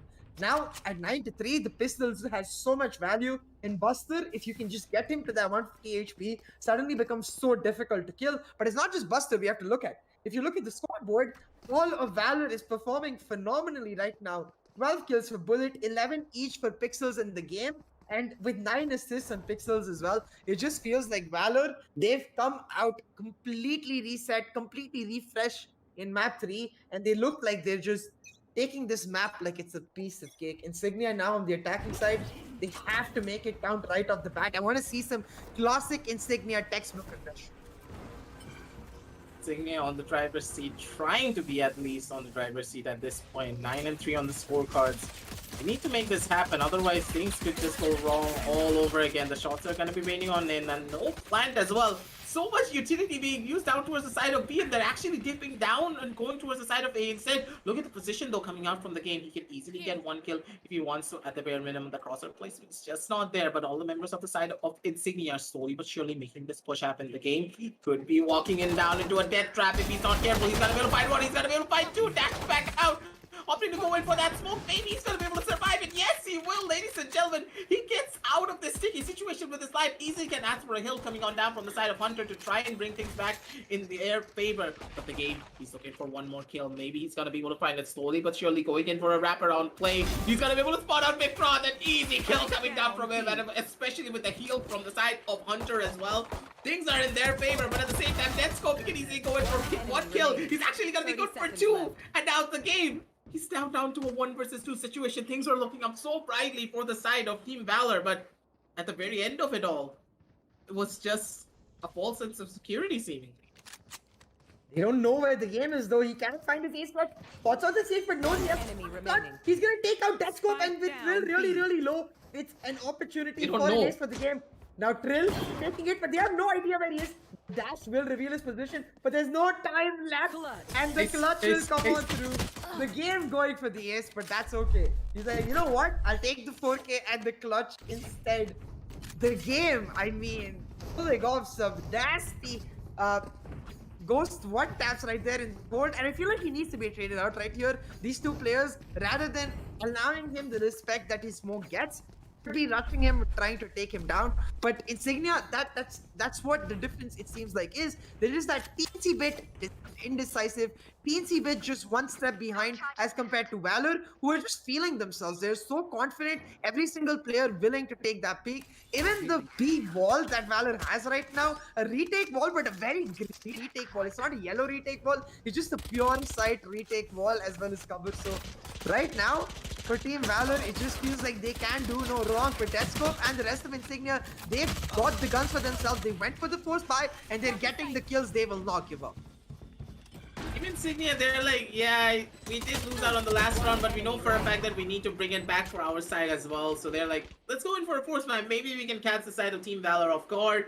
And that's kind of what happened. They were not ready for it. The force buys were something they were not really expecting. Gets caught off guard, and it's gonna be a round win coming on down for the side of Team Insignia. They're gonna be able to take us down to a 10-4, but at the same time, the game actually did not opt to go in for a proper full buy. He's just holding it down with the Marshall, going in for the shots left, going in for the shots right. He's not gonna be able to find out much. And they're just playing mind games with him at this stage. I remember a clip of where the jet was just flying around straight through the air, and one of his teammates came on down from the silence and just knifed the other jet. So that kind of gave me that kind of a vibe. At this point, I'm pretty sure that Tippy was like, hey, don't worry. Trill, just go in for that fight. I'm gonna be a human living flash. I'm gonna dash, I'm gonna updraft, I'm gonna dance around while you get that kill. And Trill's like, alright, sure. Okay, buddy. You do your thing. Yeah, but given the fact that there was a forced buy for Insignia as well as Valor, now Valor have to go for an eco while Insignia get a free bonus for themselves since they had a flawless round. The Spectres, they're gonna use the Russian. Buster with the full and double headshot. He's able to pick up two and make it a 4v3 advantage in the favor of Team Valor. Position reveal, Molly's coming on through. He's gonna get taken down, but he's already done his job. Can Valor take advantage of it? Insignia says no, instead they get the kills and it's left to the game. Headshot. As Islam, he finds one kill, but the rest of Insignia going for the rotate. There's a bit of indecisiveness here, aggressive. The Sova did pull back for a second, but they are going to rotate now. Mid is the fight is likely to happen if they stay, but they actually just go on over to B, and I think this favors the game. Realizing that they're coming on to B, can catch them out right here. He's pulled off a clutch in this exact position. Can he do it again? Oh my god. Thing is, there Oh my is God. no probable way that he should be able to get away with this. He's actually gonna never find it, but he didn't need to go in for that key. A little bit of an indecisive moment for the side of the game. He didn't need to hold that corner, especially considering that your opponent has a Spectre in their hand. They're not gonna opt to go in for a stop completely, and with that, that's gonna be quite rough because the game nearly clutched out that round, but when your heart is beating that fast, when the adrenaline is pumping, you have that tendency of making those mistakes and not being able to clutch that one out. But at the same time, that was such a good round as well when you consider that being an eco, because 4 guns are now off the cards completely. It's gonna be the side of Team Insignia hurting when it comes down to terms of eco if they lose out on this round in particular.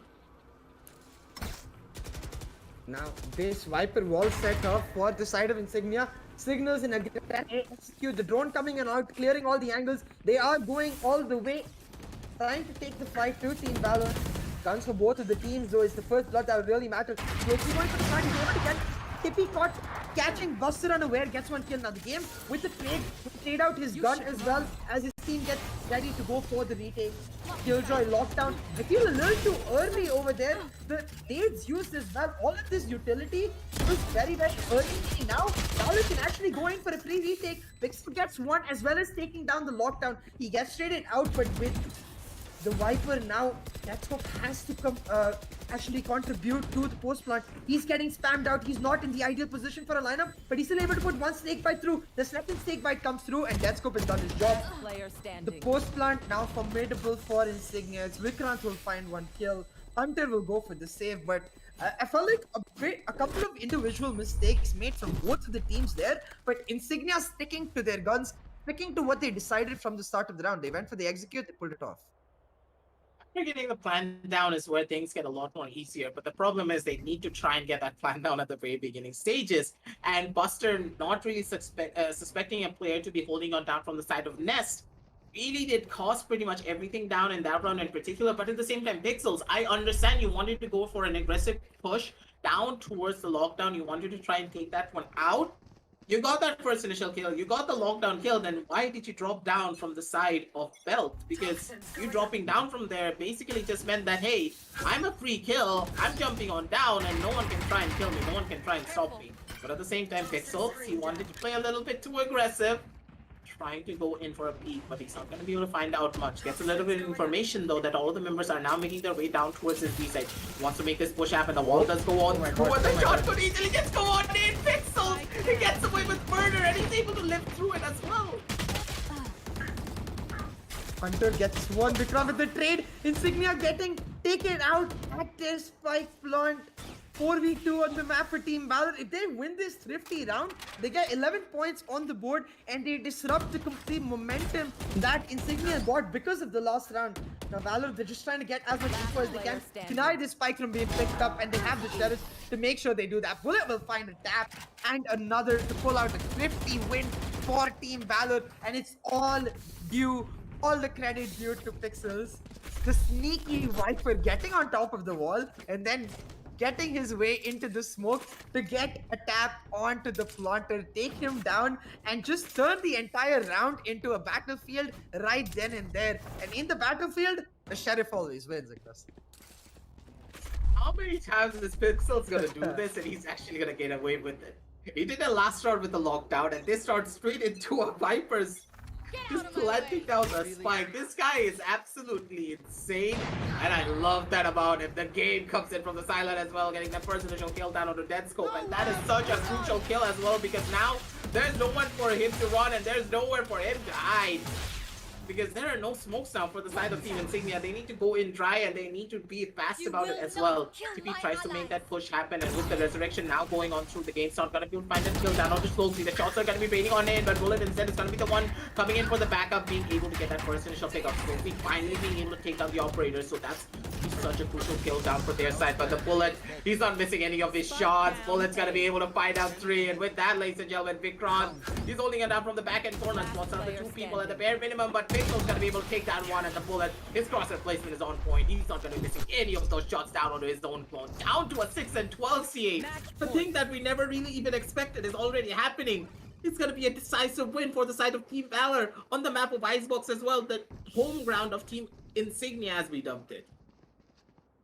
Team Valor right now pushing for that reverse sweep. As you said, the map we expect Insignia to be slightly stronger. Valor be like, no. That's not how it goes. We are way more comfortable with the Viper solo controller lineup because we play that on bind as well. And the team, it is really the team that is come out like outstandingly to get them this punctual win here at 12-6. The eco completely broken for Insignia, but they still have a couple of weapons. It's one Bulldog and one Spectre that's the disadvantage, but still 2 Vandals and a Phantom, meaning that the round could still be pulled back. A comeback is on the cards, but with the game getting so much value out of his operator every single round, that's the first card you need to strike down. Now all of Insignia moving in aggressively. The game knows where they are, but instead Insignia is going to put up the smoke on the wall. They're trying to get the plant down. Avanti's Fury is coming through. The plant will go down, but the kill will be taken as well.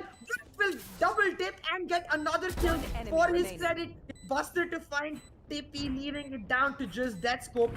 He's stuck in a corner. He's trying to be the sneaky Viper here. That's a bullet. Going for Buster and Pixels. Not able to find any. Instead, it's Buster will take him out. And Team Valor will pull off the reverse sweep. They will win the best. Buster at the very end was like, Pixels, we're not done yet. You need to defuse the fight. Pixels, press your 4 button.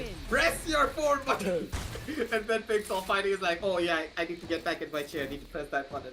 Gets that clutch for his team, and you can see all the members are happy. You can see the smiles on their faces. Beautifully done as well, ladies and gentlemen, coming on down from the side of Team Valor. A map really where the side of Team Insignia should have had the advantage, not really working out in their favor. And you can already see the game. He felt himself a lot coming on down into this matchup. 20 and 13 on that Jet, and Bullet as well, 20 and 11.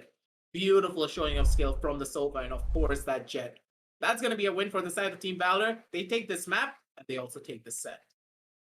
Yeah, I'll give this game to third game. Like, the impact he's able to pull off is absolutely insane. But we have plenty to talk about aggressive. So let's quickly go over to the match highlights. Take a look at what went wrong for Insignia, because I'm starting to see a bit of a pattern here. Their first set, they won map 1, lost map 2 and 3. Their second set, they win map 1 convincingly, but then lose map 2 and 3. And it feels like the new kids on the block, the like team that we attribute to them, like, is really showing here, wherein the lack of experience they have playing these BO3s is really coming out. Have to give them props for even winning a map in the first place, but considering the potential we know them to have, I'd like to see them take it one step further, refine some of these mistakes where I feel like they run out of options and they run out of gas at one particular point. Throughout map 2 and 3, I felt like they kept running back the same strategy when it wasn't working, hoping for some outplay moments to pull it off, and that is too inconsistent, especially to work in a best of 3. On the other side, Team Valor, even though they did not start off strong, map 2 was a banger, and then map 3, Hunter coming in, the fresh face, it sort of felt like the entire team became fresh again, and they just played outstandingly. Props to Valor for the comeback. I'm excited to see both of these teams back in action with the next set they've got. At the very end of it all, yeah, it really did come down to the stamina factor in my eyes for the side of Team Insignia. You could feel that they were tired. Their movements were a lot more sluggish. Their aim didn't feel as snappy. And Slokesy, the performance that he showed in map number 1, that's not really what was happening down in map number 2. Deadscope also slowed down. Everyone really slowed down at the very end of it all, and that's primarily because of the fact that in best of threes, these are all long, grueling sets. You need to be ready to try and take a lot of these engagements. You need to be ready to go on down to the third map almost every single time, and especially after such a harsh and emotional rounds coming on down on the map of Pine in particular, you have to say, CA, we as the casters, our hearts were beating fast. We were feeling the adrenaline. Just imagine how badly the players were shaking in that type of scenario. And to lose out something like that after you clutched out so many rounds to bring yourself down to an overtime, and then lose out consecutively down to a 12 and 14, that's going to be a huge blow. And at that point, seemingly Insignia, they just dropped the ball and they lost a lot of their confidence. But hopefully they take this as a learning experience, because they're trying to get as much experience as possible to bring themselves to that top tier level team that they deserve to be in. Because when you look at the talent that they have on their side, they are just really good. That aim from all of their members are just on point. Their strategy is there as well, but they need to try and expand their strat book as much as possible, understand what they need to do together as a team to try and bring it back to their side. Absolutely, man. Like, I think at the end of the day, like, this is why I love the group stage format, because it gives all of these teams an opportunity to learn from their mistakes and try to come back in the next set and rectify them while still rewarding them for their good performances. From this particular set, Valor will be taking home 2 points and Insignia with one for themselves. Considering the fact that Insignia already got one before, they technically tied with Valor despite losing the set to them. So, not the amazing news that Insignia wanted, but still somewhat of a silver lining that they can use to sort of keep motivating them as they look to push through. For Valor, though, this is a much needed win, because getting 2 losses in a row, staying at 0 points while the rest of the group runs away from you, becomes too hard to catch up. So Valor, with this win, will make sure that they are well in reach of that coveted 4 spot to try and qualify from the group itself, making sure to keep their chances in the tournament alive. I'm excited to see more of this team, because you know that they've got more than just one win condition. Now, we counted on Buster before, but with the game, Bullet, and the rest of the team, even Pixel showing up so well, it looks like the team is really starting to come together. I completely agree with you on that, and especially when you consider the performance coming on down from the side of Team Valor, and the fact that their 6-man roster is just as strong. It just goes to show that how potent the side of Team Valor can be if you give them the chance to stabilize themselves and understand your strategy. Because in my eyes, Team Valor feels like a team that does really well when the games are long, when they are grueling. They use their stamina and their experience to their advantage to take down a lot of these newer teams. And yes, Team Valor can do this significantly to the newer teams, but when they're facing up against the old dogs and also the big dogs of this tournament, they need to try and stabilize themselves even more. They need to bring their A game right at the very beginning stages on map number 1, because if they're not able to do so, the momentum could just go out of their hands entirely, because at that stage you're not the only experienced team on the block. There are a lot more others as well who will take away the win if you are not careful. Absolutely. Like, for both of these teams, definitely things to take away from this map and from this series. And I'm excited to see if they actually do end up doing that, or we see more of the same, because we have seen some of these teams default back into standards. For Insignia, it's just trying to take whatever you can from these series, because I feel like for them, it's more of a quantity issue rather than a quality issue. They need more strats, they need more defaults to go back to when something isn't working out, and they need a lot more experience to run through these best threes again and again. And for that, we've got exactly what they need. We've got plenty of matches to for them to keep trying for that first win, and hopefully they will be able to get it. Right now, though, I'm just thinking about the fact that this is still the first match of the series, and we have another set coming on through. So while we go set up for that second set, you make sure you hit that subscribe button with the notifications bell on, hit that like button, as well as check out the links in the description for some amazing offers for yourselves. We'll go set up for the next set between Tempest and, I believe, it is Force One Esports, and we'll Yep. see you there with the TEC Gauntlet Season 1, powered by WD Black and AMD Ryzen Radeon. See you soon.